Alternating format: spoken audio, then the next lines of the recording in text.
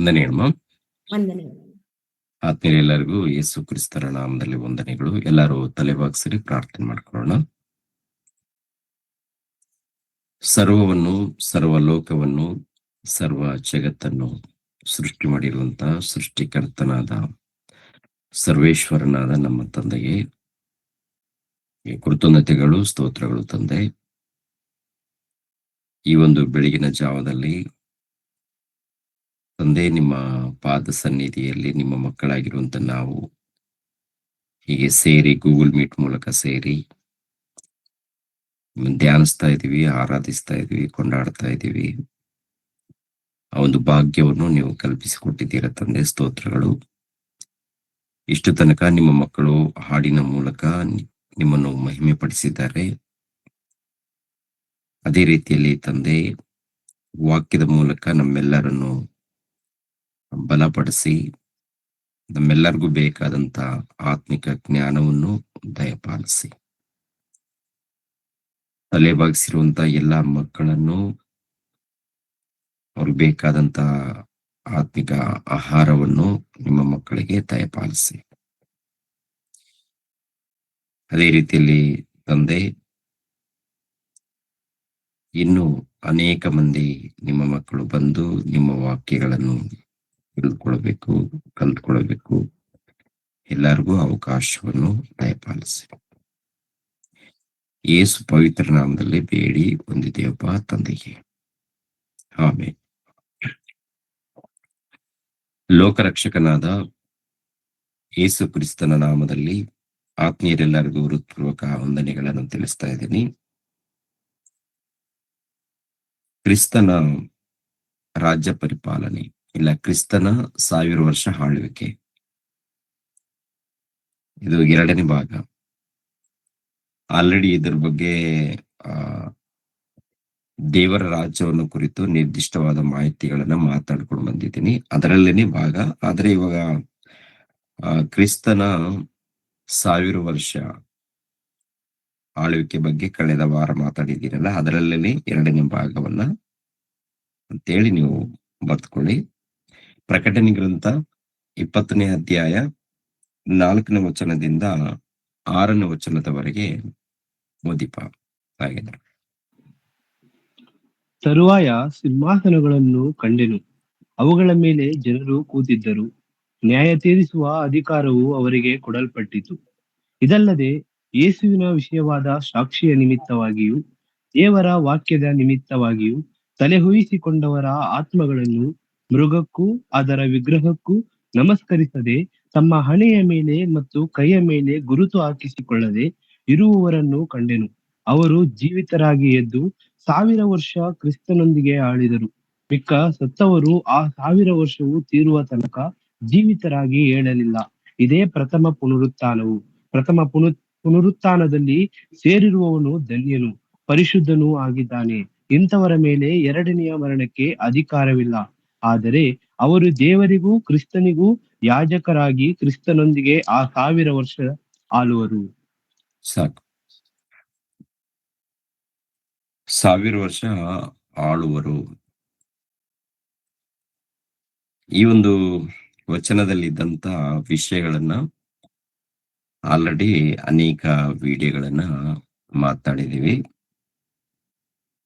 ಮತ್ತೆ ಇದು ಸಂಪೂರ್ಣವಾಗಿ ಮುಗಿಸ್ಬೇಕು ಈ ಒಂದು ಅಂಶವನ್ನ.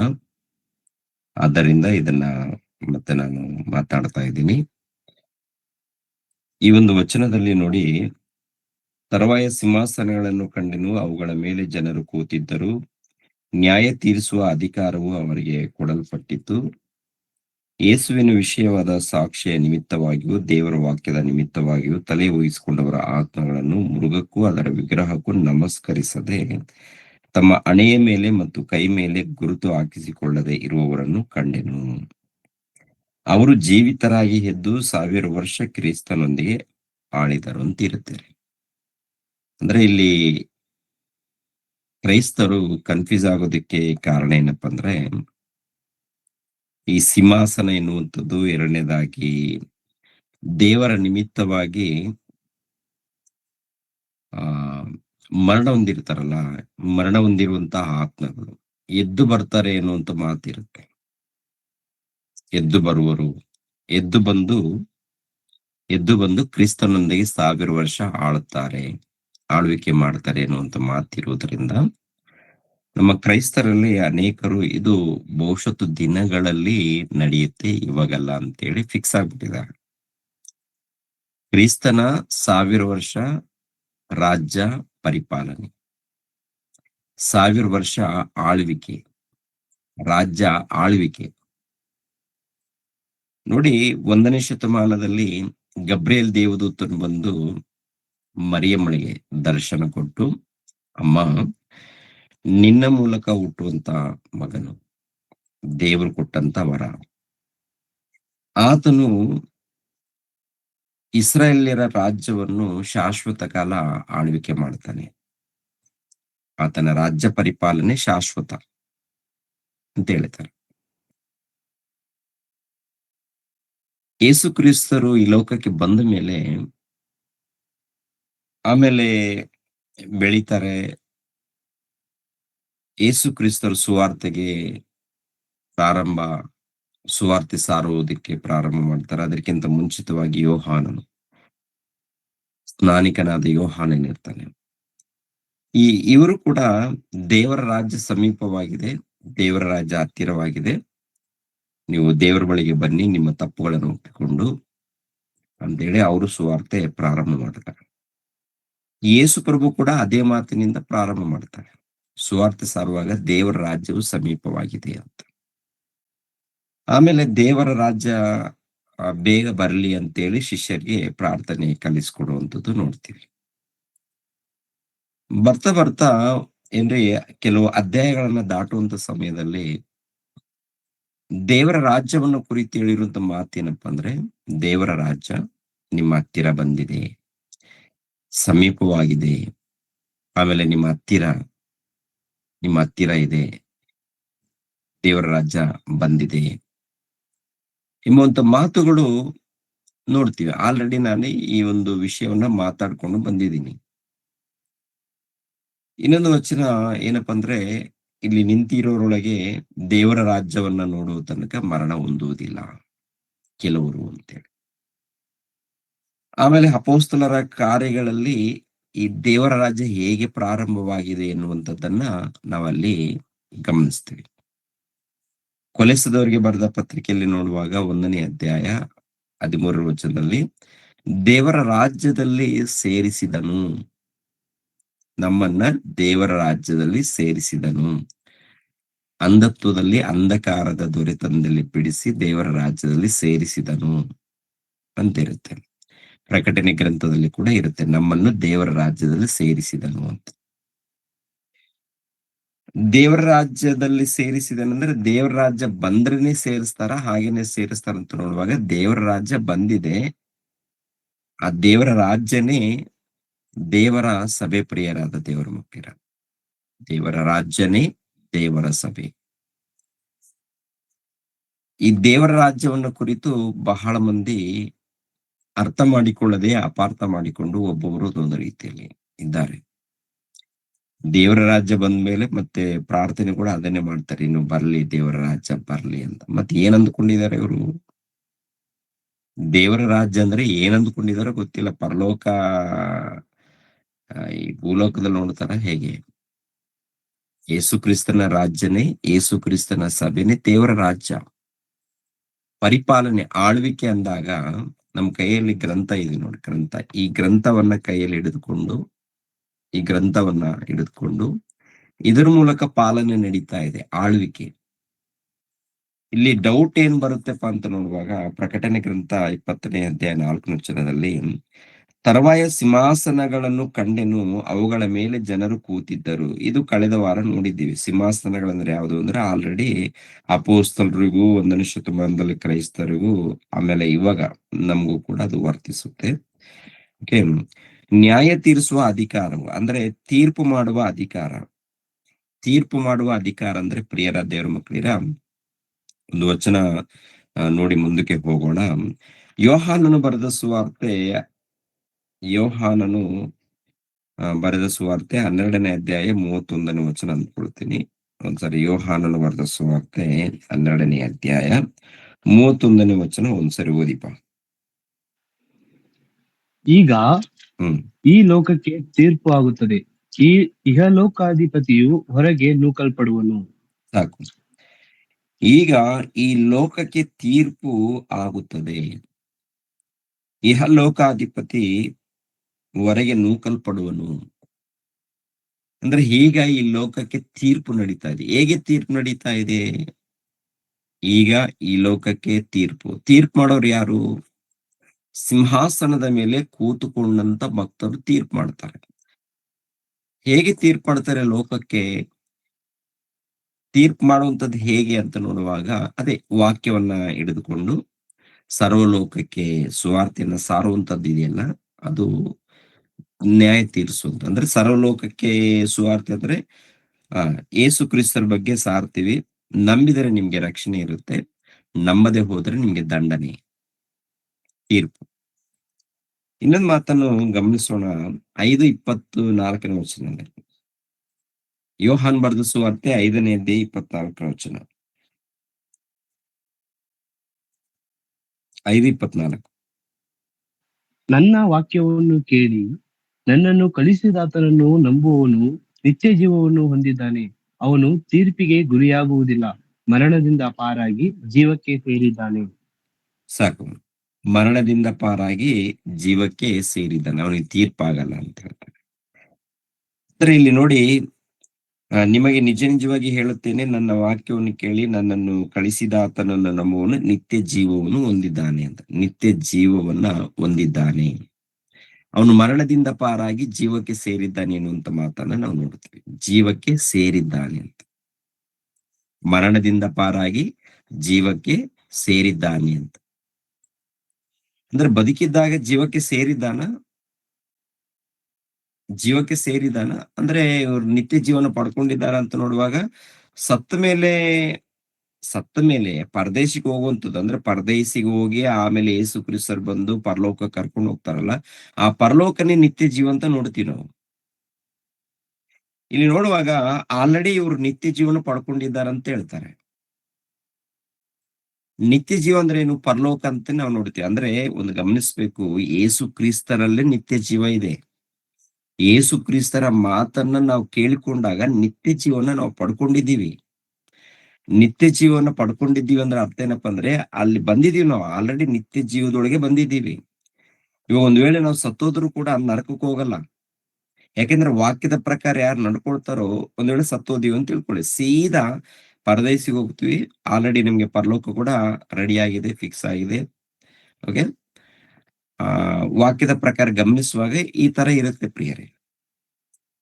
ವಾಕ್ಯದ ಪ್ರಕಾರ ಗಮನಿಸುವಾಗ ಈ ತರ ಇರುತ್ತೆ. ಮತ್ತೆ ತೀರ್ಪುಗೋಸ್ಕರ ನಿಲ್ಸಲ್ಲ ಅಲ್ಲಿ. ತೀರ್ಪುಗೋಸ್ಕರ ದೇವ್ರು ಏನ್ ಪರಲೋಕದಲ್ಲಿ ನಿಲ್ಸಲ್ಲ, ಇಲ್ಲ ಭೂಲೋಕದಲ್ಲಿ ನಿಲ್ಸಲ್ಲ, ಇಲ್ಲಾಂದ್ರೆ ಪಾತಾಳ ಲೋಕದಲ್ಲಿ ಎಲ್ಲೋ ಒಂದು ಕಡೆ ನಿಲ್ಸೋದಿಲ್ಲ. ಆಲ್ರೆಡಿ ನಮ್ಗೆ ಏನಾಗಿದೆ ಅಂತ ನೋಡುವಾಗ, ಪ್ರಿಯರ ದೇವ್ರ ಮಕ್ಕಳು, ಇಲ್ಲಿ ವಚನದಲ್ಲಿ ನೋಡುವಾಗ, ನಿಮಗೆ ನಿಜ ನಿಜವಾಗಿ ಹೇಳುತ್ತೇನೆ, ನನ್ನ ವಾಕ್ಯವನ್ನು ಕೇಳಿ ನನ್ನನ್ನು ಕಳಿಸಿದ ಆತನನ್ನು ನಂಬುವನು ನಿತ್ಯ ಜೀವನು ಹೊಂದಿದ್ದಾನೆ, ಅವನು ತೀರ್ಪಿಗೆ ಗುರಿಯಾಗುವುದಿಲ್ಲ. ನಿತ್ಯ ಜೀವನ ಹೊಂದಿದ್ದಾನೆ, ಒಂದು ತೀರ್ಪಿಗೆ ಗುರಿಯಾಗುವುದಿಲ್ಲ ಎನ್ನುವಂಥದ್ದು ಮಾತನ್ನ ನಾವು ಗಮನಿಸ್ತಾ ಇದ್ದೀವಿ. ಮತ್ತೆ ಇವ್ರು ಏನಾಗ್ತಾರೆ? ಜೀವವನ್ನು ಪಡ್ಕೊಂಡಂತ ಇವರು ಏನ್ರಿ ಆಳ್ವಿಕೆ ಮಾಡ್ತಾರೆ. ಮೊದಲನೇದಾಗಿ ಆ ಜೀವವನ್ನ ಪಡ್ಕೊಂಡಿರುವಂತ ಭಕ್ತರು ಲೋಕಕ್ಕೆ ತೀರ್ಪು ಮಾಡುವಂಥದ್ದು. ಯಾವ್ದ್ರ ಮೇಲೆ ಇರ್ತಾರೆ ಇವರು? ಸಿಂಹಾಸನ. ಯಾವ ಸಿಂಹಾಸನ? ಏಸು ಕ್ರಿಸ್ತರ ಸಿಂಹಾಸನ. ಏಸು ಕ್ರಿಸ್ತರು ಕೊಡುವಂತ ಸಿಂಹಾಸನ. ಅಂದ್ರೆ ಅರ್ಥ ಏನಪ್ಪಾ ಅಂದ್ರೆ ಅಧಿಕಾರ. ಅಧಿಕಾರ. ಇಲ್ಲಿ ಪ್ರಶ್ನೆ ಏನಪ್ಪಾ ಅಂದ್ರೆ, ಇದರಲ್ಲಿ 4ನೇ ವಚನದಲ್ಲಿ, ಪ್ರಕಟಣೆ ಗ್ರಂಥ, ಯೇಸುವಿನ ವಿಷಯವಾದ ಸಾಕ್ಷಿಯ ನಿಮಿತ್ತವಾಗಿಯೂ ದೇವರ ವಾಕ್ಯದ ನಿಮಿತ್ತವಾಗಿಯೂ ತಲೆ ವಹಿಸಿಕೊಂಡವರ ಆತ್ಮಗಳನ್ನು ಮೃಗಕ್ಕೂ ಅದರ ವಿಗ್ರಹಕ್ಕೂ ನಮಸ್ಕರಿಸದೆ ತಮ್ಮ ಹಣೆಯ ಮೇಲೆ ಮತ್ತು ಕೈ ಮೇಲೆ ಗುರುತು ಹಾಕಿಸಿಕೊಳ್ಳದೆ ಇರುವವರನ್ನು ಕಂಡೆನು. ಅವರು ಜೀವಿತರಾಗಿ ಎದ್ದು 1000 ವರ್ಷ ಕ್ರಿಸ್ತನೊಂದಿಗೆ ಆಳಿದರು. ಯಾರು ಆಳಿದಾರಂತ ಇರುತ್ತೆ? ಯೇಸು ಕ್ರಿಸ್ತರ ನಿಮಿತ್ತವಾಗಿ, ದೇವರ ನಿಮಿತ್ತವಾಗಿ, ಅಂದ್ರೆ ವಾಕ್ಯದ ನಿಮಿತ್ತವಾಗಿ ಹತರಾಗಿದ್ದಾರಲ್ಲ, ಹತರಾದವ್ರು ಎಲ್ಲಿದ್ದಾರೆ? ಹತರಾದವ್ರು ಎಲ್ಲಿದ್ದಾರೆ? ಪರದೈಸೆಯಲ್ಲಿದ್ದಾರೆ. ನೀತಿವಂತರು ಪರದೈಸೆಯಲ್ಲಿದ್ದಾರೆ. ಪ್ರಕಟಣೆ ಗ್ರಂಥ 6ನೇ ಅಧ್ಯಾಯ 9ನೇ ವಚನ. ಪ್ರಕಟಣೆ ಗ್ರಂಥ 6ನೇ ಅಧ್ಯಾಯ 9ನೇ ವಚನ. ಆತನು 5ನೆಯ ಮುದ್ರೆಯನ್ನು ಒಡೆದಾಗ ದೇವರ ವಾಕ್ಯದ ನಿಮಿತ್ತವಾಗಿಯೂ ತಾವು ಹೇಳಿದ ಸಾಕ್ಷಿಯ ನಿಮಿತ್ತವಾಗಿಯೂ ಹತವಾದವರ ಆತ್ಮಗಳು ಯಜ್ಞವೇದಿಯ ಕೆಳಗಿರುವುದನ್ನು ಕಂಡೆನು. ಅವರು, ಒಡೆಯನೇ, ಪರಿಶುದ್ಧನೂ ಸತ್ಯವಂತನೂ ಆಗಿರುವಾತನೇ, ಭೂನಿವಾಸಿಗಳು ನಮ್ಮನ್ನು ಕೊಂದು ಹಾಕಿದ್ದಕ್ಕಾಗಿ ನೀನು ಎಷ್ಟು ಕಾಲದವರೆಗೂ ನ್ಯಾಯ ವಿಚಾರಿಸದೆಯೂ ಪ್ರತಿದಂಡನೆ ಮಾಡದೆಯೂ ಇರುವಿ ಎಂದು ಮಹಾಶಬ್ದದಿಂದ ಕೂಗಿದರು. ಸಾಕು ಅವರಲ್ಲಿ ಸಾಕು. ನೋಡಿ, ಮಹಾಶಬ್ದದಿಂದ ಕೂಗಿದಾಗ ಪ್ರಿಯರಾದ ದೇವರ ಮಕ್ಕಳಿರ, ಅವರಲ್ಲಿ ಒಬ್ಬೊಬ್ಬನಿಗೆ ಒಂದೊಂದು ಬಿಳಿ ನಿಲುವಂಗಿಯನ್ನು ಕೊಡಲ್ಪಟ್ಟಿತು. ಇದಲ್ಲದೆ ನಿಮ್ಮ ಹಾಗೆ ಕೊಲೆಯಾಗಬೇಕಾಗಿರುವ ನಿಮ್ಮ ಸಹೋದರರ ಮತ್ತು ನಿಮ್ಮ ಜೊತೆದಾಸರ ಸಂಖ್ಯೆಯು ಪೂರ್ಣವಾಗುವ ತನಕ ಇನ್ನೂ ಸ್ವಲ್ಪ ಕಾಲ ವಿಶ್ರಮಿಸಿಕೊಂಡಿರಬೇಕು ಎಂದು ಅವರಿಗೆ ಉತ್ತರವಾಯಿತು. ಅಂದ್ರೆ ಎಲ್ಲಿದ್ದಾರೆ ಇವರು? ವಾಕ್ಯದ ನಿಮಿತ್ತವಾಗಿ ಮರಣ ಹೊಂದಿರುವಂತ ನೀತಿವಂತರು, ದೇವರ ನಿಮಿತ್ತವಾಗಿ, ದೇವರ ವಾಕ್ಯದ ನಿಮಿತ್ತವಾಗಿ ಆಲ್ರೆಡಿ ಮರಣ ಹೊಂದಿದ್ದಾರೆ. ಇವಾಗ್ಲಿಂದ ಪ್ರಾರಂಭದಿಂದ ಯಾರ್ಯಾರಪ್ಪ ಅಂತ ನೋಡುವಾಗ, ಹೇಬೇಲನು ಮೊದಲುಗೊಂಡು 1ನೇ ಶತಮಾನದಲ್ಲಿ ಅನೇಕ ಮಂದಿ ಭಕ್ತರು ಮರಣ ಹೊಂದುತ್ತಾರಲ್ಲ, ಇವರೆಲ್ಲರೂ ನೀತಿವಂತರು ಇರುವಂತ ಸ್ಥಳಕ್ಕೆ ಹೋಗಿದ್ದಾರೆ. ಅದ್ಯಾವುದು? ಪರದೇಸಿ, ಪಾತಾಳ ಲೋಕದಲ್ಲಿ ಪರದೇಸಿಯಲ್ಲಿ ನೀತಿವಂತರು ಇದ್ದಾರೆ ಎನ್ನುವಂಥದ್ದು ನೋಡ್ತೀವಿ. ಓಕೆ, ಈ ನೀತಿವಂತರು ಪರದೇಶಿಯಲ್ಲಿರುವಾಗ, ಪರದೇಶಿಯಲ್ಲಿದ್ದಂತ ಈ ನೀತಿವಂತರು ಏನ್ರಿ ಮತ್ತೆ ಎದ್ದು ಬರ್ತಾರ? ಈ ವಚನದಲ್ಲೇ ಹಾಗೆ ಬರೆಯಲ್ಪಟ್ಟಿದೆ, ಗಮನಿಸ್ಬೇಕು. ಮತ್ತೆ 4ನೇ ವಚನ, ಅದೇ ಪ್ರಕಟಣೆ ಗ್ರಂಥ 24ನೇ ವಚನದಲ್ಲಿ, ದೇವರ ವಾಕ್ಯದ ನಿಮಿತ್ತವಾಗಿಯೂ ತಲೆ ವಹಿಸಿಕೊಂಡವರ ಆತ್ಮಗಳನ್ನು ಮೃಗಕ್ಕೂ ಅದರ ವಿಗ್ರಹಕ್ಕೂ ನಮಸ್ಕರಿಸದೆ ತಮ್ಮ ಹಣೆಯ ಮೇಲೆ ಮತ್ತು ಕೈ ಮೇಲೆ ಗುರುತು ಹಾಕಿಸಿಕೊಳ್ಳದೆ ಇರುವವರನ್ನು ಕಂಡೆನು. ಅವರು ಜೀವಿತರಾಗಿ ಎದ್ದು 1000 ವರ್ಷ ಕ್ರಿಸ್ತನೊಂದಿಗೆ ಆಳಿದರು ಅಂತಿರುತ್ತೆ. ಕ್ರಿಸ್ತನೊಂದಿಗೆ ಆಳಿದರು. ಪ್ರಿಯರಾದ ದೇವರ ಮಕ್ಕಳಿರ, ಮೇಲ್ಗಡೆ ಮಾತು ನಾವು ಬಿಡಿಸ್ಕೊಂಡು ಬರೋಣ. ಇದು ಕ್ರಿಸ್ತನೊಂದಿಗೆ ಆಳಿದರು ಅಂತ ಇರುತ್ತಲ್ಲ, ಈ ಒಂದು ವಚನವನ್ನ ಏನ್ರಿ ಇವರು ಆಧಾರ ಮಾಡಿಕೊಂಡು ಏನ್ ಮಾಡ್ತಾರಂದ್ರೆ, ಆಲ್ರೆಡಿ ಸತ್ತೋಗಿರುವಂತ ಆತ್ಮಗಳು, ಅಂದ್ರೆ ನೀತಿವಂತರೆಂಬ ಆತ್ಮಗಳಿದ್ದಾರಲ್ಲ, ಅವರು ಪಾತಾಳ ಲೋಕದಲ್ಲಿ ಪರದೇಶಿಯಲ್ಲಿದ್ದಾರೆ ಖಂಡಿತ. ಮತ್ತೆ ಎದ್ದು ಬರ್ತಾರೆ ಅನ್ನುವಂತ ಮಾತು ಇರುತ್ತಲ್ಲ, ಯಾವಾಗ ಎದ್ದು ಬರ್ತಾರೆ? ನಮ್ಮ ವಾಕ್ಯದ ಪ್ರಕಾರ ನೋಡುವಾಗ 2ನೇ ಆಗಮನದಲ್ಲಿ ಎದ್ದು ಬರ್ತಾರೆ. ಎದ್ದು ಬಂದು ಸೀದಾ ಪರಲೋಕಕ್ಕೆ ಹೋಗ್ತಾರೆ, ಹೌದಲ್ವಾ? ಎದ್ದು ಬಂದು ಸೀದಾ ಎಲ್ಲಿಗೆ ಹೋಗ್ತಾರೆ ಅಂತ ಇರುತ್ತೆ. ನೀತಿವಂತರೆಲ್ಲರೂ ಕೂಡ ಎದ್ದು ಬಂದು ಯಾವಾಗ ಪರಲೋಕಕ್ಕೆ ಹೋಗ್ತಾರೆ ಅಂತ ಇರುತ್ತೆ ಪ್ರೇರೆ. 2ನೇ ಆಗಮನದಲ್ಲಿ ಪ್ರತಿ ಭಕ್ತರು, ನೀವಾಗಿರ್ಬೋದು, ನಾನಾಗಿರ್ಬೋದು, ಪ್ರತಿಯೊಬ್ಬರು ಕೂಡ ಅವ್ರ ಜೊತೆಗೆ ಅಂದ್ರೆ ಒಮ್ಮೆಗೆ ಪರಲೋಕಕ್ಕೆ ನಾವು ಹೋಗುವಂಥದ್ದು ನಡೀತಾ. ಅದು ಕ್ರಿಸ್ತನ 2ನೇ ಆಗಮನದಲ್ಲಿ, ಯೇಸು ಕ್ರಿಸ್ತನ 2ನೇ ಆಗಮನದಲ್ಲಿ ಬಂದಾಗ ಜಗತ್ತು ನಾಶವಾಗುತ್ತೆ. ನೀತಿವಂತರೆಲ್ಲರೂ ಕೂಡ ಪರಲೋಕಕ್ಕೆ ಹೋಗ್ತಾರೆ. ಓಕೆ, ಅನೀತಿವಂತರು ಬೆಂಕಿ ಕುಂಡಕ್ಕೆ ಹೋಗುವಂಥದ್ದು ನಡೆಯುತ್ತೆ ಪ್ರಿಯರೇ. ಆಗಿರುವಾಗ ಇಲ್ಲಿ ಎದ್ದು ಬಂದು 1000 ವರ್ಷ ಆಳ್ತಾರೆ ಅನ್ನುವಂತ ಮಾತಿರುವುದರಿಂದ ಇದು ಏನ್ ಮಾಡ್ತಾರಪ್ಪ ಅಂದ್ರೆ, ಇವರು ಕನ್ಫ್ಯೂಸ್ ಆಗ್ತಾರೆ. ಇಲ್ಲಿ ಏನಪ್ಪಾ ಅಂದ್ರೆ, ಮೊದಲನೇದಾಗಿ ಇವಾಗ ದೇವರ ನಿಮಿತ್ತವಾಗಿ, ದೇವರ ವಾಕ್ಯದ ನಿಮಿತ್ತವಾಗಿ, ಓಕೆ, ದೇವರ ವಾಕ್ಯದ ನಿಮಿತ್ತವಾಗಿ, ಯೇಸು ಕ್ರಿಸ್ತರ ನಿಮಿತ್ತವಾಗಿ ಆಲೋಚನೆ ಮಾಡಿ. ದೇವರು ವಾಕ್ಯ ಅಂದಾಗ ಒಂದೇ ಪ್ರಿಯರ, ಆದಿಕಾಂಡ ಮೊದಲುಗೊಂಡು, ಓಕೆನಾ, ಹೊಸ ಒಡಂಬಡಿಕೆಯಲ್ಲಿ ಇದ್ದಂತ ಭಕ್ತರು, ಆಮೇಲೆ ಈಗಿನ ಕಾಲದಲ್ಲಿ ಇದ್ದಂತ ಭಕ್ತರು ನೋಡುವಾಗ ಯೇಸು ಕ್ರಿಸ್ತರ ನಿಮಿತ್ತವಾಗಿ, ಇಲ್ಲಾಂದ್ರೆ ವಾಕ್ಯದ ನಿಮಿತ್ತವಾಗಿ, ಇಲ್ಲ ದೇವರ ವಾಕ್ಯದ ನಿಮಿತ್ತವಾಗಿ ಅಂದಾಗ ಎಲ್ಲ ಒಂದೇನೆ. ಅಂದ್ರೆ ಇವಾಗ ಏಬೇಲನಿದ್ದಾನೆ, ದೇವರ ವಾಕ್ಯದ ನಿಮಿತ್ತವಾಗಿ ಮರಣ ಹೊಂದಿದ್ದಾನ, ಯೇಸು ಕ್ರಿಸ್ತರ ಮೂಲಕ ಕೂಡ ಮರಣ ಹೊಂದಿದ್ದಾನೆ ಅಂತ ಹೇಳ್ಬೋದಾ? ಯೇಸು ಕ್ರಿಸ್ತರ ವಿಷಯದಲ್ಲಿ, ಅಂದ್ರೆ ಯೇಸು ಕ್ರಿಸ್ತರೆಂಬ ವಾಕ್ಯದ ವಿಷಯದಲ್ಲಿ ಮರಣ ಹೊಂದಿದ್ದಾನೆ ಅಂತ ಹೇಳ್ಬೋದಾ? ಇಲ್ಲ ದೇವರ ವಾಕ್ಯದ ನಿಮಿತ್ತವಾಗಿ ಮರಣ ಹೊಂದಿದ್ದಾನೆ ಅಂತ ಹೇಳ್ಬೋದಾ? ಹೇಳ್ಬೋದು. ಅಂದ್ರೆ ಆದಿಕಾಂಡ ಮೊದಲುಗೊಂಡು ಪ್ರಕಟಣೆ ಗ್ರಂಥದವರೆಗೆ ಇರುವಂತ ಪ್ರತಿ ವಾಕ್ಯಗಳು ಯಾರ್ದು? ದೇವ್ರದು. ಯೇಸು ಕ್ರಿಸ್ತರದಲ್ವಾ? ಯೇಸು ಕ್ರಿಸ್ತರದೇ. ತಂದೆಯಾದ ದೇವರು, ಯೇಸು ಕ್ರಿಸ್ತರು, ಪವಿತ್ರಾತ್ಮರು ಮೂವರಿದ್ದಾರೆ. ಅದು ಕ್ಲಾರಿಟಿ ಬೇಕು. ಮೂವರು ಇದ್ದಾರೆ ಅನ್ನುವಂಥದ್ದು ಗೊತ್ತಾಗಬೇಕು. ಎರಡನೇದಾಗಿ ಮೂವರು ಒಗ್ಗಟ್ಟಾಗಿದ್ದಾರೆ. ತುಂಬಾ ಜನ ಏನಂತಾರೆ ಅಂದ್ರೆ ಮೂವರು ಒಬ್ಬರೇ ಅಂದ್ಕೊಳ್ತಾರೆ. ಆಗಲ್ಲ. ತಂದೆಯಾದ ದೇವರು, ದೈವ ಕುಮಾರನಂತ ಯೇಸು ಕ್ರಿಸ್ತರು, ಪವಿತ್ರಾತ್ಮ ಮೂವರಿದ್ದಾರೆ, ಒಗ್ಗಟ್ಟಾಗಿದ್ದಾರೆ. ಪ್ರಾರಂಭದಿಂದ ಅವರಿದ್ದಾರೆ. ಪ್ರಾರಂಭದಲ್ಲಿ ಹಳೆ ಒಡಂಬಡಿಕೆಯಲ್ಲಿ ಯೇಸು ಕ್ರಿಸ್ತರ ಹೆಸರು ಎಲ್ಲಿ ಅಂದ್ರೆ ನೇರವಾಗಿ ಕಾಣದೇ ಇರುವುದರಿಂದ ಕೆಲವರು ಎಲ್ಲಿದೆ ಅಂತೇಳಿ ಈ ರೀತಿ ಪ್ರಶ್ನೆ ಆಗ್ತಾ ಇರ್ತಾರೆ. ಹಾಗಲ್ಲ, ವಾಕ್ಯದ ರೂಪದಲ್ಲಿ, ಆತ್ಮ ರೂಪದಲ್ಲಿ ಇದ್ದಾರೆ ಪ್ರಿಯರೇ. ಓಕೆ, ವಾಕ್ಯದ ರೂಪದಲ್ಲಿ ಅವರು ಇದ್ದಾರೆ. ಇವಾಗ ಯೇಸುವಿನ ವಿಷಯವಾಗಿಯೂ, ಯೇಸುವಿನ ವಿಷಯವಾದ ಸಾಕ್ಷಿಯ ನಿಮಿತ್ತವಾಗಿಯೂ, ದೇವರ ವಾಕ್ಯದ ನಿಮಿತ್ತವಾಗಿಯೂ ತಲೆ ವಹಿಸಿಕೊಂಡವರ ಆತ್ಮಗಳನ್ನು ಮೃಗಕ್ಕೂ ಅದರ ವಿಗ್ರಹಕ್ಕೂ ನಮಸ್ಕರಿಸದೆ ತಮ್ಮ ಹಣೆಯ ಮೇಲೆ ಮತ್ತು ಕೈ ಮೇಲೆ ಗುರುತು ಹಾಕಿಸಿಕೊಳ್ಳದೆ ಇರುವವರನ್ನು ಕಂಡೆನು. ಅವರು ಜೀವಿತರಾಗಿ ಎದ್ದು 1000 ವರ್ಷ ಕ್ರಿಸ್ತನೊಂದಿಗೆ ಆಳಿದರು ಅಂದಾಗ ಮೊಟ್ಟ ಮೊದಲು ಈ ಮೃಗ ಅಂದ್ರೆ ಯಾವುದು? ಅದು ಮೃಗಕ್ಕೂ, ಓಕೆನಾ, ಮೃಗಕ್ಕೂ ಅದರ ವಿಗ್ರಹಕ್ಕೂ ಅಂತೆ. ಪ್ರಕಟಣೆ ಗ್ರಂಥ 13ನೇ ಅಧ್ಯಾಯದಲ್ಲಿ ನೋಡ್ತೀವಿ. ಪ್ರಕಟಣೆ ಗ್ರಂಥ 13ನೇ ಅಧ್ಯಾಯ, ಅದು ಬಿಡಿಸ್ಕೊಂಡು ಬರ್ತೀನಿ ಪ್ರಿಯರ ದೇವ್ರ ಮಕ್ಕಳಿಗೆ. ಸ್ವಲ್ಪ ಕೊನೆ ತನಕ ನೀವು ತಾಳ್ಮಿಂದಿರಿ.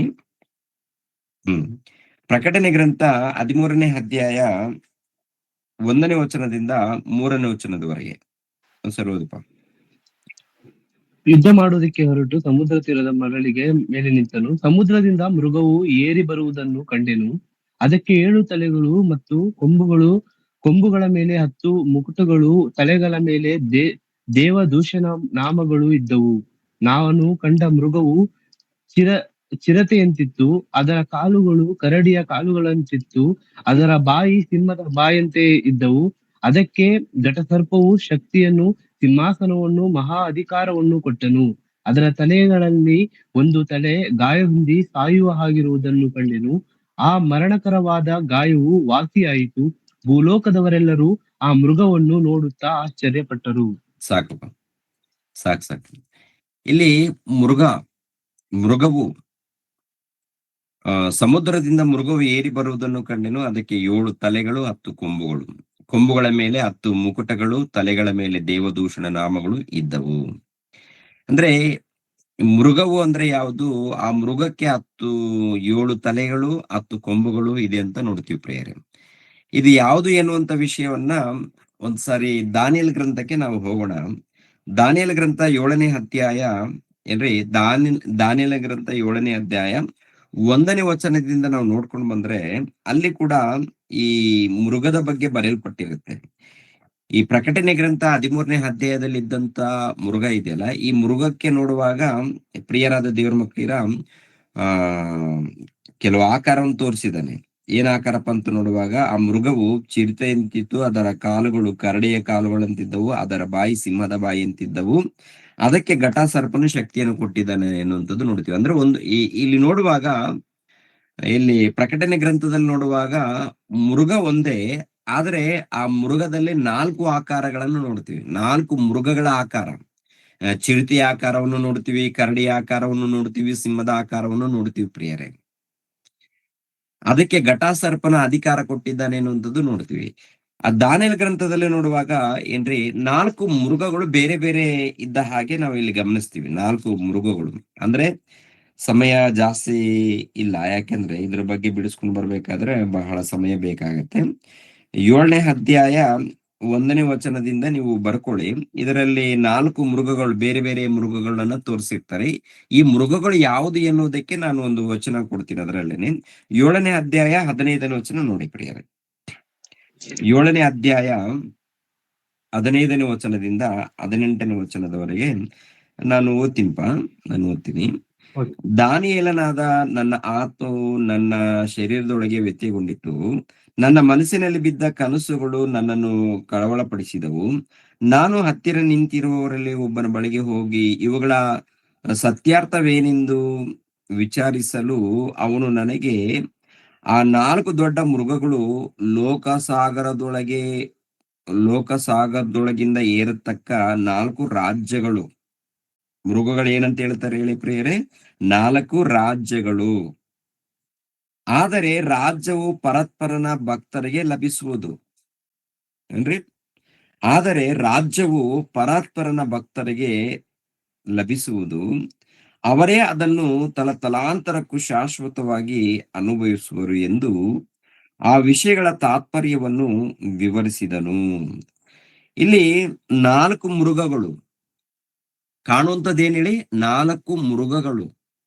4 ಮೃಗಗಳಿಗೆ ಏನ್ ಹೇಳ್ತಾ ಇದ್ದಾರೆ ಇಲ್ಲಿ? ಏರತಕ್ಕ 4 ರಾಜ್ಯಗಳು, ಲೋಕಸಾಗರದೊಳಗಿಂದ ಏರತಕ್ಕ 4 ರಾಜ್ಯಗಳು. ಯಾವುದು? ದೊಡ್ಡ ಮೃಗಗಳನ್ನು ತೋರಿಸಿದೀವಲ್ಲ, ಅಂದ್ರೆ 7ನೇ ಅಧ್ಯಾಯ, ದಾನಿಯೇಲನ ಗ್ರಂಥ 7ನೇ ಅಧ್ಯಾಯ 1ನೇ ವಚನದಿಂದ ನೋಡ್ಕೊಂಡು ಬರುವಾಗ 4 ಮೃಗಗಳಿರುತ್ತೆ. ಈ 4 ಮೃಗಗಳು ಯಾವಪ್ಪ ಅಂತ ನೋಡುವಾಗ ಲೋಕಸಾಗರದೊಳಗಿಂದ ಏರತಕ್ಕ ಬರುವಂತ 4 ರಾಜ್ಯಗಳು. ಲೋಕಸಾಗರ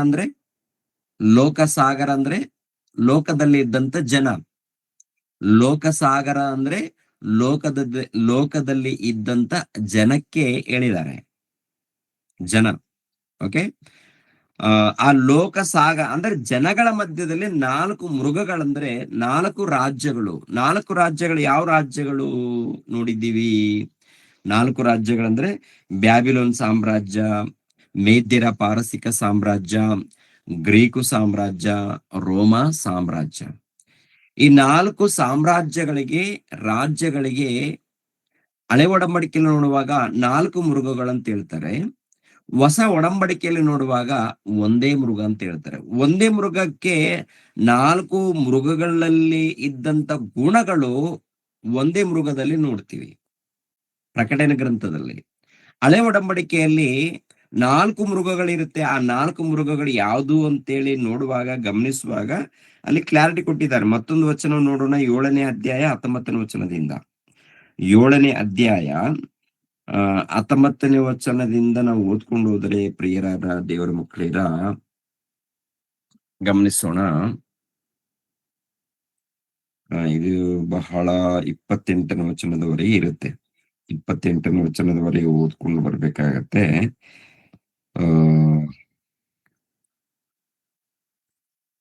ನಾವು 22ನೇ ವಚನದಿಂದ ನೋಡೋಣ. 22. ಮಹಾವೃದ್ಧನು ಆಯ್ತೆಂದು ಪರಸ್ಪರನ ಭಕ್ತರಿಗಾಗಿ ನ್ಯಾಯ ತೀರಿಸಿ ಅವರಿಗೆ ರಾಜ್ಯವನ್ನು ದೊರಕಿಸುವ ತನಕ ಅವರನ್ನು ಗೆಲ್ಲುತ್ತಾ ಬಂದು, ಕಣ್ಣುಳ್ಳದ್ದಾಗಿ ಬಾಯಿಂದ ಬಡಾಯಿ ಕೊಚ್ಚಿಕೊಳ್ಳುತ್ತಾ ಮಿಕ್ಕ ಕೊಂಬುಗಳಿಂದ ಬಿರುಸಾಗಿ ನೋಡುತ್ತಾ ಇತ್ತು. ಆ ಕೊಂಬಿದ ವಿಷಯವಾಗಿಯೂ ಸತ್ಯಾರ್ಥವನ್ನು ತಿಳಿದುಕೊಳ್ಳಬೇಕೆಂದು ಅಪೇಕ್ಷಿಸಿ ವಿವರಿಸಿದೆನು. ಆಗ ಅವನು ನನಗೆ, ಆ 4ನೆಯ ಮೃಗವು ಲೋಕದಲ್ಲಿ ಉಂಟಾಗುವ 4ನೆಯ ರಾಜ್ಯ. ಅದೇ 19ನೇ ವಚನದಿಂದ ಓದ್ಕೊಂಡು ಬಂದಾಗ ಆ ರಾಜ್ಯಗಳ ವಿವರಗಳನ್ನ ಹೇಳ್ಕೊಂಡು ಬಂದಿದ್ದಾನೆ. ಇಲ್ಲಿ 23ನೇ ವಚನ ನೋಡುವಾಗ, ಆ 4ನೆಯ ಮೃಗವು ಲೋಕದಲ್ಲಿ ಉಂಟಾಗುವ 4ನೆಯ ರಾಜ್ಯ. ಅದು ಮಿಕ್ಕ ರಾಜ್ಯಗಳಿಗಿಂತ ವಿಲಕ್ಷಣವಾಗಿ ಲೋಕವನ್ನೆಲ್ಲ ನುಂಗಿ ತುಳಿದು ಚೂರು ಚೂರು ಮಾಡುವುದು. ಆ 10 ಕೊಂಬುಗಳು ವಿಷಯವೇನೆಂದರೆ, ಆ ರಾಜ್ಯದಲ್ಲಿ 10 ಮಂದಿ ಅರಸರು ಉಂಟಾಗುವರು. 10 ಮಂದಿ ಅರಸರು ಉಂಟಾಗುವರು. ಅಂದ್ರೆ ಪ್ರಕಟಣೆ ಗ್ರಂಥದಲ್ಲಿ ಕೂಡ 10 ಕೊಂಬುಗಳಂತ ಇರುತ್ತಲ್ವ ಪ್ರೇರೆ. ಈ 10 ಕೊಂಬುಗಳು ಬೇರೆ ಯಾರು ಅಲ್ಲ, 10 ಮಂದಿ ಅರಸರು. ಮೃಗ ಅಂದ್ರೆ ಸಾಮ್ರಾಜ್ಯ. ಓಕೆ. ಮೃಗ ಅಂದ್ರೆ ಸಾಮ್ರಾಜ್ಯ, ಮೃಗವು ಅಂದ್ರೆ ಸಾಮ್ರಾಜ್ಯ. ಕೊಂಬುಗಳಂತ ಇರುತ್ತಲ್ಲ, ಮೃಗಕ್ಕೆ ಕೊಂಬುಗಳಂತ ಇರುತ್ತೆ ನೋಡಿ. ಆ ಕೊಂಬುಗಳಿಗೆ ಯಾವ್ದು ಹೋಲಿಸಿದಾರಪ್ಪ ಅಂತ ನೋಡುವಾಗ, ಪ್ರಿಯರಾದ ದೇವರ ಮಕ್ಕಳಿರ, ಈ ಅರಸರಿಗೆ ಹೋಲಿಸ್ತಾರೆ. ಅರಸರಿಗೆ 7 ತಲೆಗಳು ಅಂದಾಗ, ಮತ್ತೆ ಈ ಅರಸರಲ್ಲಿ ಅಂದ್ರೆ ಈ ಮೃಗ ಇದೆಯಲ್ಲ, ಮೃಗ ಅಂದ್ರೇನೆ ಒಂದು ನೆನಪಲ್ಲಿ ಇಟ್ಕೊಳ್ಳಿ, ಮೃಗವು ಅಂದ್ರೇನೆ ರಾಜ್ಯವು. ಹಳೆ ಒಡಂಬಡಿಕೆಯಲ್ಲಿ ಬ್ಯಾಬಿಲೋನ್ ರಾಜ್ಯ ಆಗಿರ್ಬೋದು, ಇಲ್ಲ ಮೇದ್ಯರ ಪಾರಸಿಕ ರಾಜ್ಯವಾಗಿರ್ಬೋದು, ಇಲ್ಲಾಂದ್ರೆ ಗ್ರೀಕು ರಾಜ್ಯ ಆಗಿರ್ಬೋದು, ಇಲ್ಲಾಂದ್ರೆ ರೋಮ ಸಾಮ್ರಾಜ್ಯ ಆಗಿರ್ಬೋದು. ಇನ್ನು ಕೆಲವು ರಾಜ್ಯಗಳಿಗೆ ಹೋಲಿಸ್ತಾರೆ, ಕೆಲವು ರಾಜ್ಯಗಳಿಗೆ ಮೃಗದ ಸಾಮ್ರಾಜ್ಯಗಳಂತೇಳಿ ಹೋಲಿಸ್ತಾರೆ. ಹೊಸ ಒಡಂಬಡಿಕೆಯಲ್ಲಿ ಆ ರಾಜ್ಯ ಒಂದೇ ರಾಜ್ಯ, ಯಾವುದು? ರೋಮ ಸಾಮ್ರಾಜ್ಯ. ಈ ರೋಮ ಸಾಮ್ರಾಜ್ಯಕ್ಕೆ ಹೇಳಿರುವಂತದ್ದೇ ಮೃಗವು. ಈ ಮೃಗ ಎಂಬುವಂತ ಈ ರಾಜ್ಯದಲ್ಲಿ 4 ಲಕ್ಷಣಗಳಿದೆ. 4 ಲಕ್ಷಣಗಳಂದ್ರೆ ಬ್ಯಾಬಿಲೋನ್ ಸಾಮ್ರಾಜ್ಯದಲ್ಲಿದ್ದಂತ ಲಕ್ಷಣ, ಮೇದ್ಯರ ಸಾಮ್ರಾಜ್ಯದಲ್ಲಿದ್ದಂತ ಗುಣಲಕ್ಷಣಗಳು, ಆಮೇಲೆ ಗ್ರೀಕು ಸಾಮ್ರಾಜ್ಯದಲ್ಲಿದ್ದಂತ ಗುಣಲಕ್ಷಣಗಳು, ಈ ಎಲ್ಲಾ ಗುಣಗಳು ರೋಮ ಸಾಮ್ರಾಜ್ಯದಲ್ಲಿ ಇರುತ್ತೆ ಪ್ರಿಯರೇ. ಅಂದ್ರೆ ಅಂತ ಕಠಿಣವಾದಂತ ಗುಣಗಳು ಇದರಲ್ಲಿ ಇರುತ್ತೆ. ಅಷ್ಟು ಭಯಂಕರವಾಗಿ ಅವರು ಪರಿಪಾಲನೆ ಮಾಡ್ತಾರೆ. ಭಯಂಕರವಾಗಿ ಅಂತಂದ್ರೆ ಯಹೂದ್ಯರನ್ನು ಅವರು ಆಳ್ವಿಕೆ ಮಾಡಿರುವಂತದ್ದು ನೋಡುವಾಗ ಬಹಳ ಕಠಿಣವಾಗಿ ಆಳ್ವಿಕೆ ಮಾಡಿರ್ತಾರೆ. ಅದಕ್ಕೆ ಆ ಒಂದು ಸಾಮ್ರಾಜ್ಯಕ್ಕೆ ಮೃಗದ ಸಾಮ್ರಾಜ್ಯ ಅಂತೇಳಿ ಹೇಳ್ತಾರೆ.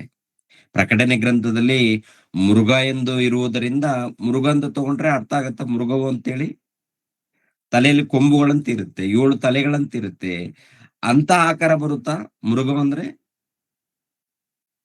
ಅಲ್ಲಿ ಏನಪ್ಪಾ ಅಂದ್ರೆ ವರ್ಣಿಸಿದ್ದಾರೆ. ಅದೇ ಪ್ರಕಾರ 1000 ವರ್ಷ ರಾಜ್ಯ ಪರಿಪಾಲನೆ ಅಂತಂದ್ರೆ ಅದು ಕೂಡ ವರ್ಣಿಸಿದ್ದಾರೆ. ಮೃಗವು ಅಂದ್ರೆ ಮೃಗ ಅಲ್ಲ, ತಲೆಯಲ್ಲಿರುವಂತ ಕೊಂಬುಗಳಂದ್ರೆ ಕೊಂಬುಗಳಲ್ಲ. ಕೊಂಬುಗಳಂತಂದ್ರೆ ರಾಜ್ಯ ಯಾರು ಅರಸರು, 7 ತಲೆಗಳಂತಂದ್ರೆ ಅವರು ಸಂಪೂರ್ಣ ಒಂದು ಒಂದು ಜ್ಞಾನದಿಂದ ಇಲ್ಲಾಂದ್ರೆ ದುರಾಲೋಚನೆಯಿಂದ, ಲೋಕದ ಒಂದು ತಮ್ಮ ಬುದ್ಧಿಯಿಂದ ಓಕೆ ಈ ರೀತಿ ಪರಿಪಾಲನೆ ಮಾಡಿದ್ದಾರೆ. ಎರಡನೇದಾಗಿ ಲೋಕ 7 ಬೆಟ್ಟಗಳು ಕೂಡ ಹೋಲಿಸ್ತಾರೆ. ಅಂದ್ರೆ 7 ಪಟ್ಟಣಗಳಿಗೆ ಹೋಲಿಸ್ತಾರೆ. ಇದು 7 ತಲೆಗಳಂತಂದ್ರೆ 7 ಬೆಟ್ಟಗಳು, ಇಲ್ಲಾಂದ್ರೆ 7 ಒಂದು ಪಟ್ಟಣಗಳು. 7 ಪಟ್ಟಣಗಳಿಗೆ ಇಲ್ಲ 7 ಬೆಟ್ಟಗಳಿಗೆ ಹೋಲಿಸ್ತಾರೆ ಪ್ರೇರೆ ಆ ಪ್ರಾಂತದಲ್ಲಿ. ಯಾವ ಪ್ರಾಂತದಲ್ಲಿ? ಈ 1ನೇ ಶತಮಾನದಲ್ಲಿ ರೋಮ ಸಾಮ್ರಾಜ್ಯ ಪರಿಪಾಲನೆ ನಡೆಯುತ್ತಲ್ಲ, ಅಲ್ಲೆಲ್ಲೆಲ್ಲಿ ಕೆಲವು ಪಟ್ಟಣಗಳನ್ನ ಆರಿಸ್ಕೊಳ್ತಾರೆ. ಕೆಲವು ಮುಖ್ಯವಾದಂತ ಪಟ್ಟಣಗಳು. ಇವಾಗ ನಮ್ಮ ದೇಶವನ್ನ ಆಳ್ವಿಕೆ ಮಾಡ್ಬೇಕಾದ್ರೆ ಮುಖ್ಯವಾದಂತ ಕೆಲವು ಕೇಂದ್ರ ಸ್ಥಾನವನ್ನ ಆರಿಸ್ಕೊಳ್ತಾರೆ. ಆರಿಸ್ಕೊಂಡು ಅಲ್ಲಿಂದ ಪರಿಪಾಲನೆ ನಡೆಯುತ್ತೆ. ಅದೇ ಪ್ರಕಾರ ಪ್ರಪಂಚವನ್ನ ಆಳ್ವಿಕೆ ಮಾಡ್ಬೇಕಾದ್ರೆ ಕೆಲವು ಪಟ್ಟಣಗಳನ್ನ ಅವರು ಆರಿಸ್ಕೊಂಡು ಅಲ್ಲಿಂದ ರಾಜ್ಯ ಪರಿಪಾಲನೆ ಮಾಡುವಂತದ್ದು ನಾವು ವಾಕ್ಯದಲ್ಲಿ ಗಮನಿಸ್ಬೇಕಾಗತ್ತೆ. ಓಕೆ 7 ತಲೆಗಳು, ಆಮೇಲೆ 10 ಕೊಂಬುಗಳಂದ್ರೆ ಬೇರೆ ಏನು ಅಲ್ಲ. ತಲೆಗಳಂದ್ರೆ ತಲೆ ಅಲ್ಲ, ಕೊಂಬುಗಳಂದ್ರೆ ಕೊಂಬಲ್ಲ. ತಲೆಗಳಂದ್ರೆ 7 ಪಟ್ಟಣಗಳೇ. ಎರಡನೇದಾಗಿ ಸಂಪೂರ್ಣ ಜ್ಞಾನದಿಂದ ಅಂದ್ರೆ ಲೋಕದ ಜ್ಞಾನದಿಂದ, ದುರಾಲೋಚನೆಯಿಂದ ಅಂದ್ರೆ ಘಟಾಸರ್ಪದ ಆಲೋಚನೆಯಿಂದ ಈ ಪರಿಪಾಲನೆ ನಡೆಯುತ್ತೆ ಅವ್ರದ್ದು. ಲೋಕದಲ್ಲಿ ಇದ್ದಂತ ಪರಿಪಾಲನೆ. 10 ತಲೆಗಳು ಅಂದಾಗ ಮತ್ತೇನಲ್ಲ, 10 ಮಂದಿ ಅರಸರು, ಈ ಸಾಮ್ರಾಜ್ಯಗಳಲ್ಲಿದ್ದಂತ ಅರಸರು ಪ್ರಿಯರ ದೇವರ ಮಕ್ಕಳಿಗ. ಈ ಪ್ರಕಟಣೆ ಗ್ರಂಥದಲ್ಲಿ, ದಾನಿಯೇಲ್ ಗ್ರಂಥದಲ್ಲಿ ವರ್ಣಿಸ್ತಾರೆ. ನಮ್ಮ ಕ್ರೈಸ್ತರಿಗೆ ಏನಪ್ಪಾ ಅಂತಂದ್ರೆ ವರ್ಣಿಸಿದ್ದು ಆಲೋಚನೆ ಮಾಡಲ್ಲ. ಪ್ರಕಟಣೆ ಗ್ರಂಥದಲ್ಲಿ ಈ ಅಂಕೆ ಇದೆಯಲ್ಲ, ಲಿಪಿ ಇದೆಯಲ್ಲ, ವಾಕ್ಯಗಳು ಬರೆಯಲ್ಪಟ್ಟಿದೆಯಲ್ಲ, ಅದೇ ಪ್ರಕಾರ ಭವಿಷ್ಯತ್ ದಿನಗಳಲ್ಲಿ ಬರ್ತಾರೆ, ಮಾಡ್ತಾರೆ, ಪರಿಪಾಲನೆ ನಡೆಯುತ್ತೆ. 7 ವರ್ಷ ಶ್ರಮೆಗಳಂತಾರೆ, ಆಮೇಲೆ 1000 ವರ್ಷ ರಾಜ್ಯ ಪರಿಪಾಲನೆ ಭವಿಷ್ಯತ್ ದಿನಗಳಲ್ಲಿ ನಡೆಯುತ್ತೆ ಅಂತೇಳಿ ಅಲ್ಲಿ ಏನು ವಚನಗಳು ಬರೆಯಲ್ಪಟ್ಟಿದೆಯೋ ಅದೇ ಪ್ರಕಾರ ಇವರು ಭವಿಷ್ಯತ್ ದಿನಗಳಲ್ಲಿ ನಡೆಯುತ್ತೆ ಎನ್ನುವಂತ ಆಲೋಚನೆಯಲ್ಲಿದ್ದಾರೆ. ಹಾಗಲ್ಲ. ಮೃಗವಂದ್ರೆ ಮೃಗವೂ ಅಲ್ಲ, ಮೃಗವು ಅಂದ್ರೆ ರಾಜ್ಯವು. ತಲೆಗಳಂದ್ರೆ ತಲೆಗಳಲ್ಲ, ಅಲ್ಲಿರುವಂತ ಪಟ್ಟಣಗಳು. ಎರಡನೇದಾಗಿ ಸಂಪೂರ್ಣ ಅವರ ಕುತಂತ್ರದಿಂದ ಪರಿಪಾಲನೆ ಮಾಡಿರುವಂತದ್ದು. 10 ತಲೆಗಳಂದ್ರೆ ಮತ್ತೆ ತಲೆಗಳಂದ್ರೆ ಏನ್ರಿ, 10 ಕೊಂಬುಗಳಂದ್ರೆ ಕೊಂಬುಗಳಲ್ಲ ಪ್ರಿಯರೇ, 10 ಮಂದಿ ಅರಸರು. ಹೀಗೆ ವಾಕ್ಯದಲ್ಲಿ ನಾವು ನೋಡ್ತೀವಿ. ವಾಕ್ಯದಲ್ಲಿ ಏನು ನೋಡ್ತೀವಿ ಅಂದ್ರೆ ವರ್ಣಿಸಿದ್ದಾರೆ. ಇವಾಗ ಮೃಗಕ್ಕೂ ವಿಗ್ರಹಕ್ಕೂ ನಮಸ್ಕರಿಸದವರು ಅಂದ್ರೆ, ಮೃಗಕ್ಕೂ ವಿಗ್ರಹಕ್ಕೂ ನಮಸ್ಕರಿಸಿದವರು ಅಂದ್ರೆ ಒಂದು ಆ ನೇರವಾಗಿ ಕಾಣುವಂತ ವಿಗ್ರಹ ಏನಪ್ಪಾ ಅಂತ ನೋಡುವಾಗ, ಈ ಮೃಗ ಇದೆಯಲ್ಲ ಸಾಮ್ರಾಜ್ಯ, ಮೃಗದ ವಿಗ್ರಹಗಳಂದ್ರೆ ಆ ಮೃಗದ ಸಾಮ್ರಾಜ್ಯ ಅಂದ್ರೆ ಆ ಪರಿಪಾಲನೆ ಮಾಡುವಂತ ಅರಸರು ಇರ್ತಾರೆ ನೋಡಿ ಪ್ರಿಯರೇ, ಅರಸರ ಒಂದು ವಿಗ್ರಹಗಳು ಅಲ್ಲೆಲ್ಲೆಲ್ಲಿ ಖಂಡಿತವಾಗಿ ನಮಸ್ಕಾರ ಮಾಡ್ಲೇಬೇಕು ಅಂತೇಳಿ. ಮೃಗದ ವಿಗ್ರಹವು ಅಂದಾಗ ಮತ್ತೇನು ಅಲ್ಲ, ಅರಸರಿರ್ತಾರೆ ನೋಡಿ, ಅವರ ವಿಗ್ರಹಗಳನ್ನ ಅವ್ರು ಎಲ್ಲೆಲ್ಲಿ ಪಾಲನೆ ಇರುತ್ತೋ ಎಲ್ಲ ಕಡೆ ಇವರು ವಿಗ್ರಹಗಳನ್ನ ನಿಲ್ಲಿಸ್ತಾರೆ. ಖಂಡಿತವಾಗಿ ಇದಕ್ಕೆ ನಮಸ್ಕಾರ ಮಾಡ್ಬೇಕು, ಇಲ್ಲದೆ ಹೋದ್ರೆ ನಿಮ್ಮನ್ನ ಸಾಯಿಸ್ತೀವಿ ಅಂತೇಳಿ ಕಠಿಣವಾದಂತ ಆಜ್ಞೆ ಬರುತ್ತೆ ಅವರಿಗೆ. 1ನೇ ಶತಮಾನದಲ್ಲಿ ಕಠಿಣವಾದಂತ ಆಜ್ಞೆಗಳು ಕ್ರಿಸ್ತ ಪೂರ್ವದಲ್ಲಿ ಕೂಡ ಇರುತ್ತೆ. ಕೆಲವರು ಮಧ್ಯದಲ್ಲಿ ನಡೆಯುತ್ತೆ. ಅದು ನೆಬ್ಕದ್ನೆಚ್ಚರ್ ನಿಲ್ಲಿಸ್ತಾನೆ ನೋಡಿ, ದೊಡ್ಡದೊಂದು ಪ್ರತಿಮೆ ನಿಲ್ಲಿಸ್ತಾನೆ. ಖಂಡಿತವಾಗಿ ಇದಕ್ಕೆ ನಮಸ್ಕಾರ ಮಾಡ್ಬೇಕು, ಇಲ್ಲದೆ ಹೋದ್ರೆ ನಿಮ್ಮನ್ನ ಕೊಂದಾಕ್ತೀವಿ ಅನ್ನೋ ಅಂತ ಕಠಿಣವಾದಂತ ಆಜ್ಞೆ ರೋಮನರ ಮೂಲಕ ಉಂಟಾಗುತ್ತೆ. ರೋಮನರ ಮೂಲಕ ಉಂಟಾಗುತ್ತೆ. ಉಂಟಾದಾಗ ತುಂಬಾ ಜನ ಭಯಪಡ್ತಾರೆ. ಕೆಲವರು ದೇಶವನ್ನು ಅಂದ್ರೆ ಯೆರೂಸಲೇಮ್ ಪಟ್ಟಣವನ್ನು, ಆ ಪರಿಸರ ಪಟ್ಟಣವನ್ನು ಬಿಟ್ಟು ಬೇರೆ ಬೇರೆ ಪ್ರಾಂತಕ್ಕೆ ಚೆದರಿ ಹೋಗ್ತಾರೆ. ಇವೆಲ್ಲ ಕೂಡ ಇತಿಹಾಸದಲ್ಲಿ ಕೆಲವು ಪರಿಶೋಧನೆ ಮಾಡಿದಾಗ ಗೊತ್ತಾಗುತ್ತೆ. ಬೈಬಲ್ ಗ್ರಂಥವನ್ನು ಕೂಡ ನಾವು ಪರಿಶೋಧನೆ ಮಾಡುವಾಗ ಅರ್ಥ ಆಗುತ್ತೆ ಪ್ರಿಯರ ದೇವ್ರ ಮಕ್ಕಳಿರ. ಮೃಗವು ಅಂದ್ರೆ ಮೃಗ ಅಲ್ಲ, ಅದೊಂದು ಸಾಮ್ರಾಜ್ಯ.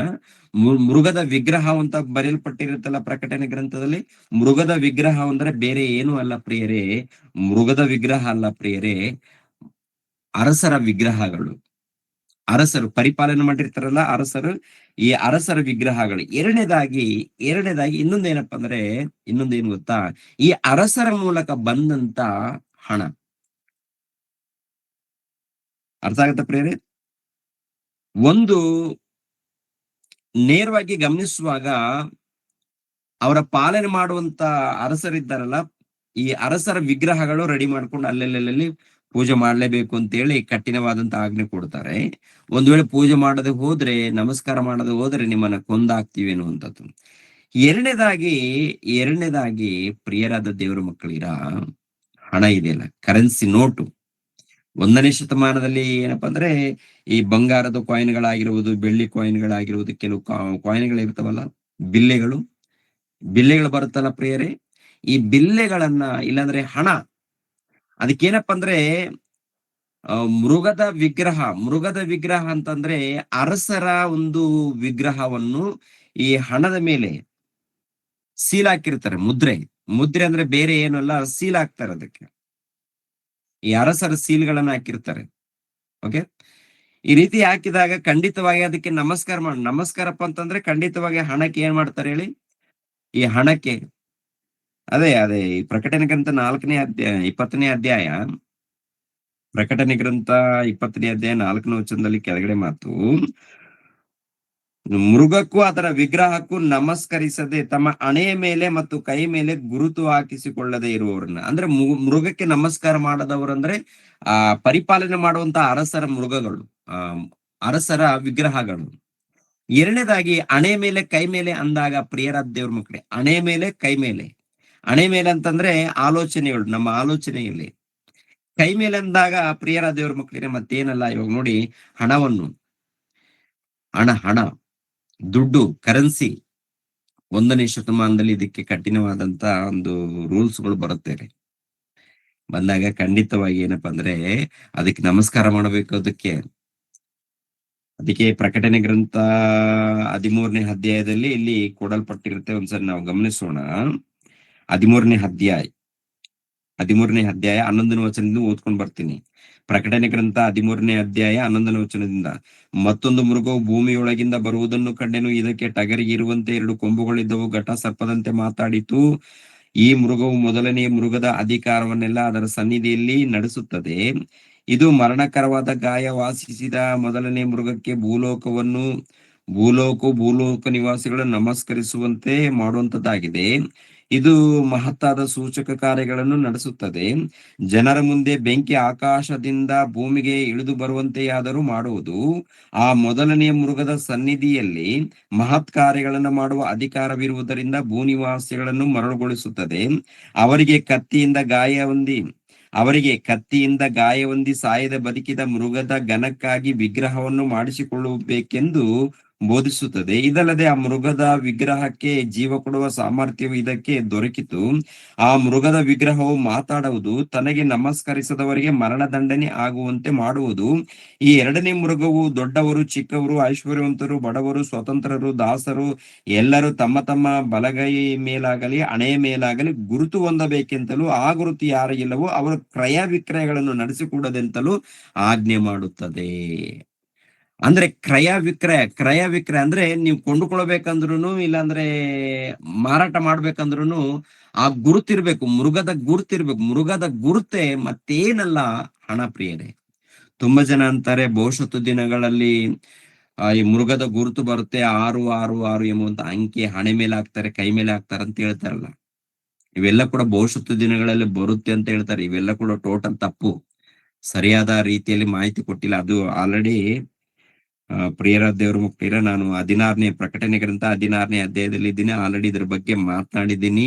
ಅನೇಕ ವಿಡಿಯೋಗಳು ಬಿಡಿಸಿಕೊಂಡು ಬಂದಿದ್ದೀನಿ. ಯಾಕಂದ್ರೆ ಇವಾಗ ಓದ್ಕೊಂಡು ಬಂದಾಗ ಇದಕ್ಕೆ ವಿವರಣೆ ಕೊಡ್ಬೇಕು. ಈ ವಿವರಣೆಯನ್ನ ನಾನು ಆಲ್ರೆಡಿ ಮಾತಾಡಿದ್ದೀನಿ. ಪ್ರಕಟಣೆ ಗ್ರಂಥದ ವಿವರಣೆಯಲ್ಲಿ ಕುರಿತು ನಾನು ಮಾತಾಡಿದ್ದೀನಿ. ಅದಕ್ಕೆ ಸಂಬಂಧಪಟ್ಟಂತ ವಿಡಿಯೋಗಳು ಆಲ್ರೆಡಿ ಯೂಟ್ಯೂಬ್ ನಲ್ಲಿ ಲೈವ್ ಲಿಸ್ಟ್ ಅಲ್ಲಿ ಇರುತ್ತೆ. ಒಂದ್ ವೇಳೆ ಇದ್ರ ಬಗ್ಗೆ ಪೂರ್ತಿ ಡೀಟೇಲ್ಸ್ ನಮ್ಗೆ ಬೇಕು ಬರೋದಾದ್ರೆ ನಾವು ಕೇಳಬೇಕು ಅಂದಾಗ ಸುಮಾರು ವಿಡಿಯೋಗಳು ಇರುತ್ತೆ. ಅವೆಲ್ಲ ವಿಡಿಯೋಗಳನ್ನ ನಾನು ನಿಮ್ಗೆ ಶೇರ್ ಮಾಡ್ತೀನಿ. ಓಕೆ, ಇದು ಏನಪ್ಪಾ ಅಂದ್ರೆ ಈ ಹಣಕ್ಕೆ ಸಂಬಂಧಪಟ್ಟದ್ದು. ಮೊದಲನೇದಾಗಿ ಮೃಗದ ವಿಗ್ರಹ ಅಂದಾಗ ರಾಜರಿರ್ತಾರಲ್ಲ, ಆಳ್ವಿಕೆ ಮಾಡಿರುವಂತ ಅರಸರಿರ್ತಾರೆ ನೋಡಿ, ಅವರ ವಿಗ್ರಹಗಳು. ಎರಡನೇದಾಗಿ ಅವರ ಮೂಲಕ ತಯಾರಿಸಲ್ಪಟ್ಟಂತ ಹಣ, ಅವ್ರ ಮೂಲಕ ತಯಾರಿಸಲ್ಪಟ್ಟಂತ ಹಣ. ಈ ಹಣಕ್ಕೇನೆ ಪ್ರಿಯರ ದೇವ್ರ ಮಕ್ಕಳು ತಮ್ಮ ಬಲಗೈ ಮೇಲಾಗಲಿ ಹಣೆಯ ಮೇಲಾಗಲಿ ಗುರುತು ಹೊಂದಬೇಕೆಂತಲೂ, ಆ ಗುರುತು ಯಾರಿಗಿಲ್ಲವೋ ಅವರು ಕ್ರಯ ವಿಕ್ರಯಗಳನ್ನು ನಡೆಸಕೂಡದೆಂತಲೂ ಆಜ್ಞೆ ಮಾಡುತ್ತದೆ. ಅಂದ್ರೆ ಈ ಹಣ ಇದ್ದರೇನೆ ನೀವು ಕ್ರಯ ವಿಕ್ರಯ ಮಾರಾಟ ಮಾಡ್ಬೇಕಂದ್ರೂ, ಕೊಂಡುಕೊಳ್ಬೇಕಂದ್ರೂ, ಮಾರಾಟ ಮಾಡ್ಬೇಕಂದ್ರು ಹಣವೆಂಬ ಅಂದ್ರೆ ಸೈತಾನನ ಆಲೋಚನೆ ಮೂಲಕ ಬಂದಂತ, ಮೃಗದ ಆಲೋಚನೆ ಮೂಲಕ ಬಂದಂತ ಈ ಹಣ ಇರಬೇಕು.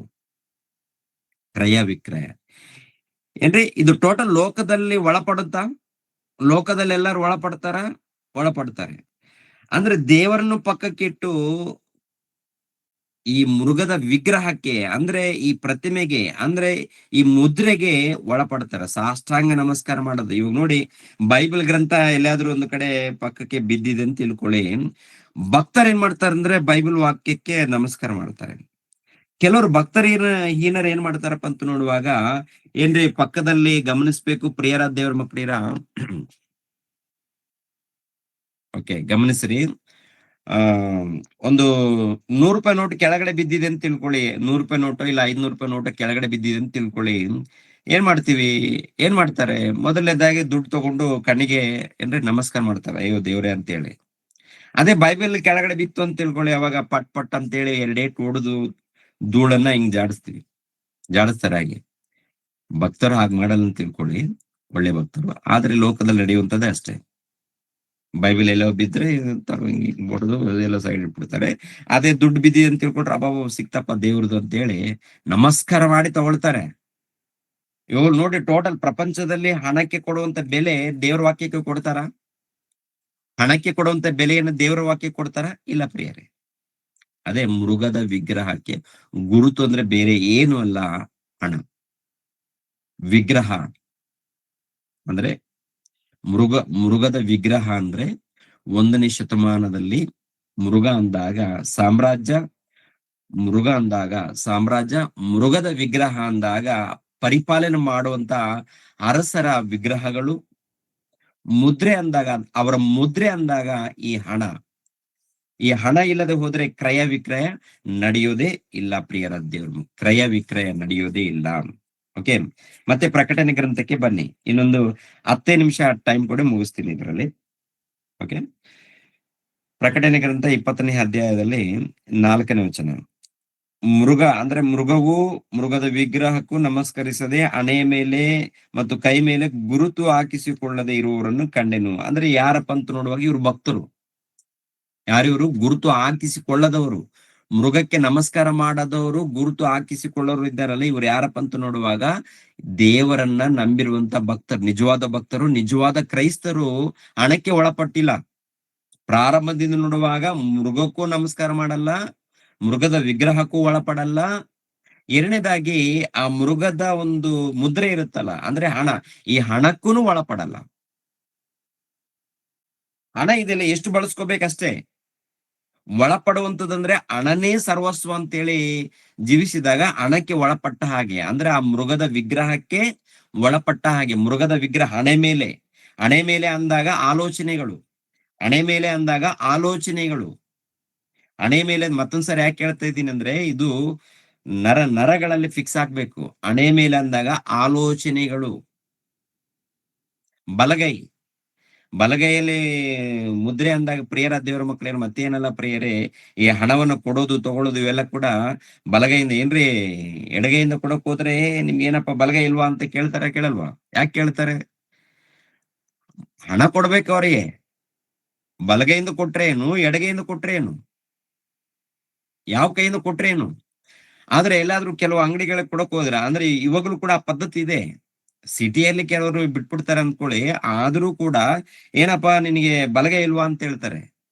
ಕೆಲವರು ತಗೊಳಲ್ಲ, ಬಲಗೈಯಿಂದ ಕೊಡು ಅಂತ ಹೇಳ್ತಾರೆ. ಯಾಕೆ? ಇಲ್ಲಿ ಬರೆಯಲ್ಪಟ್ಟಿದೆ, ಹಣೆ ಮೇಲೆ, ಆಮೇಲೆ ಕೈ ಮೇಲೆ. ಯಾವ ಕೈ? ಬಲಗೈ ಮುದ್ರೆ. ಅಂದ್ರೆ ಏನಲ್ಲ, ಹಣದ ಮುದ್ರೆ ಪ್ರೇರ, ಹಣದ ಗುರುತು. ಯಾರು ಹಾಕಿಸ್ಕೊಂಡಿಲ್ಲ? ಟೋಟಲ್ ಲೋಕ ಅದ್ರಗೋಸ್ಕರ ತಗೋಬಾಡುತ್ತೆ. ಆದ್ರೆ ಭಕ್ತರಿದ್ದಾರಲ್ಲ, ಭಕ್ತರು ಹಣಕ್ಕೂ ಒಳಪಡಲ್ಲ, ವಿಗ್ರಹಕ್ಕೂ ಒಳಪಡಲ್ಲ. ಏನಿದ್ರು ಕೂಡ ದೇವರ ವಾಕ್ಯದ ನಿಮಿತ್ತವಾಗಿ ತಾವು ತಮ್ಮ ಜೀವಿತವನ್ನ ಸಮರ್ಪಿಸಿಕೊಂಡಿದ್ದಾರೆ ಅವರು 1ನೇ ಶತಮಾನದಲ್ಲಿ. ಈ ಸಮರ್ಪಿಸುವುದಕ್ಕಿಂತ ಮುಂಚಿತವಾಗಿ ಪ್ರಿಯರಾದ ದೇವರ ಮಕ್ಕಳಿಗೆ ಜೀವಿತವಾಗಿ ಎದ್ದಿದ್ದಾರೆ ಅನ್ನುವಂತ ಮಾತಿದೆಯಲ್ಲ, ಅರ್ಥ ಏನ್ ಗೊತ್ತಾ? ಜೀವಿತರಾಗಿ ಎದ್ದಿದ್ದಾರೆ ಅಂದ್ರೆ ಮತ್ತೇನಿಲ್ಲ, ಒಂದ್ಸರಿ ಎಫೆಸದವರಿಗೆ ಬರೆದ ಪತ್ರಿಕೆ ಬನ್ನಿ. ಎಫೆಸದವರಿಗೆ ಬರೆದ ಪತ್ರಿಕೆ 2ನೇ ಅಧ್ಯಾಯ 1ನೇ ವಚನ ಓದಿಪ ನಾಗೇಂದ್ರ. ಆತನು ಅಪರಾಧಗಳ ಮತ್ತು ಪಾಪಗಳ ದೆಸೆಯಿಂದ ಸತ್ತವರಾಗಿದ್ದ ನಿಮ್ಮನ್ನು ಸಹ ಬದುಕಿಸಿದನು. ನೀವು ಸಾಕು. ಪೂರ್ವದಲ್ಲಿ ಅಪರಾಧಗಳನ್ನು ಸಾಕಪ್ಪ. ಆತನು ಅಪರಾಧಗಳ ಮತ್ತು ಪಾಪಗಳ ದೆಸೆಯಿಂದ ಸತ್ತವರಾಗಿದ್ದ ನಿಮ್ಮನ್ನು ಸಹ ಬದುಕಿಸಿದನು. ಯಾರು ಬದುಕಿಸಿದ್ದಾರೆ? ಯೇಸು ಕ್ರಿಸ್ತರು. ಇವಾಗ ಒಂದು ಕಾಲದಲ್ಲಿ ನಾವು ಕೂಡ ಅಪರಾಧದಲ್ಲಿ, ಅಂಧಕಾರದ ದೊರೆತನಲ್ಲಿ ಇದ್ದೀವ. ನಾವು ಯೇಸು ಕ್ರಿಸ್ತರನ್ನ ನಂಬದೇ ಇದ್ದಾಗ ಅಂಧಕಾರದ ದೊರೆತನದಲ್ಲಿ ಇದ್ದೀವಾ ಇಲ್ವಾ? ಪಾಪದಲ್ಲಿ ಇದ್ದೀವ. ಪಾಪದಲ್ಲಿ ಇದ್ದಂತ ನಮ್ಮನ್ನ ತನ್ನ ವಾಕ್ಯದ ಮೂಲಕ, ಅಂದ್ರೆ 1ನೇ ಶತಮಾನದಲ್ಲಿ ಪ್ರಾಣ ತ್ಯಾಗ ಮಾಡಿದ್ದಾರೆ, ಸಿಲುಬೆ ಮೇಲೆ ರಕ್ತವನ್ನು ಸುರಿಸಿದ್ದಾರೆ. ಅವ್ರು ತ್ಯಾಗ ಮಾಡಿರೋದರಿಂದ ಅವರ ಬಗ್ಗೆ ನಾವು ವಿಚಾರ ಮಾಡ್ತಾ ಇದೀವಿ, ವಾಕ್ಯವನ್ನು ತಿಳ್ಕೊಳ್ತಾ ಇದೀವಿ. ನಾವು ಪಾಪಾತ್ಮರು ಅಂತೇಳಿ ಒಪ್ಪಿಕೊಂಡು ನಾವು ದೇವ್ರ ಬಳಿಗೆ ಬರ್ತಾರೆ. ದೇವ್ರ ಬಳಿಗೆ ಬರೋದಕ್ಕೆ ಕಾರಣ ಯಾರು? ಯೇಸು ಕ್ರಿಸ್ತರು.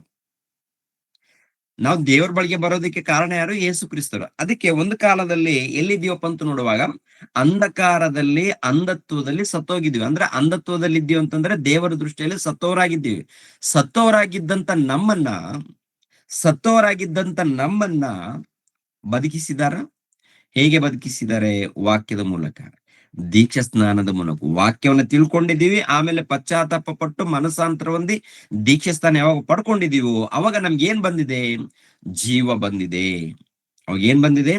ಜೀವ ಬಂದಿದೆ ಪ್ರಿಯರ ದೇವ್ರ ಮಕ್ಕಳ. ಅದಕ್ಕೆ ನೋಡಿ ಪ್ರಿಯರೇ, ಆತನು ಅಪರಾಧಗಳ ಮತ್ತು ಪಾಪಗಳ ದೆಸೆಯಿಂದ ಸತ್ತವರಾಗಿದ್ದ ನಿಮ್ಮನ್ನು ಸಹ ಬದುಕಿಸಿದನು. ನೀವು ಪೂರ್ವ ಕಾಲದಲ್ಲಿ ಅಪರಾಧಗಳನ್ನು ಪಾಪಗಳನ್ನು ಮಾಡುವವರಾಗಿದ್ದು ಇಹಲೋಕ ಆಚಾರಕ್ಕೆ ಅನುಸಾರವಾಗಿ ನಡೆದುಕೊಂಡಿರಿ.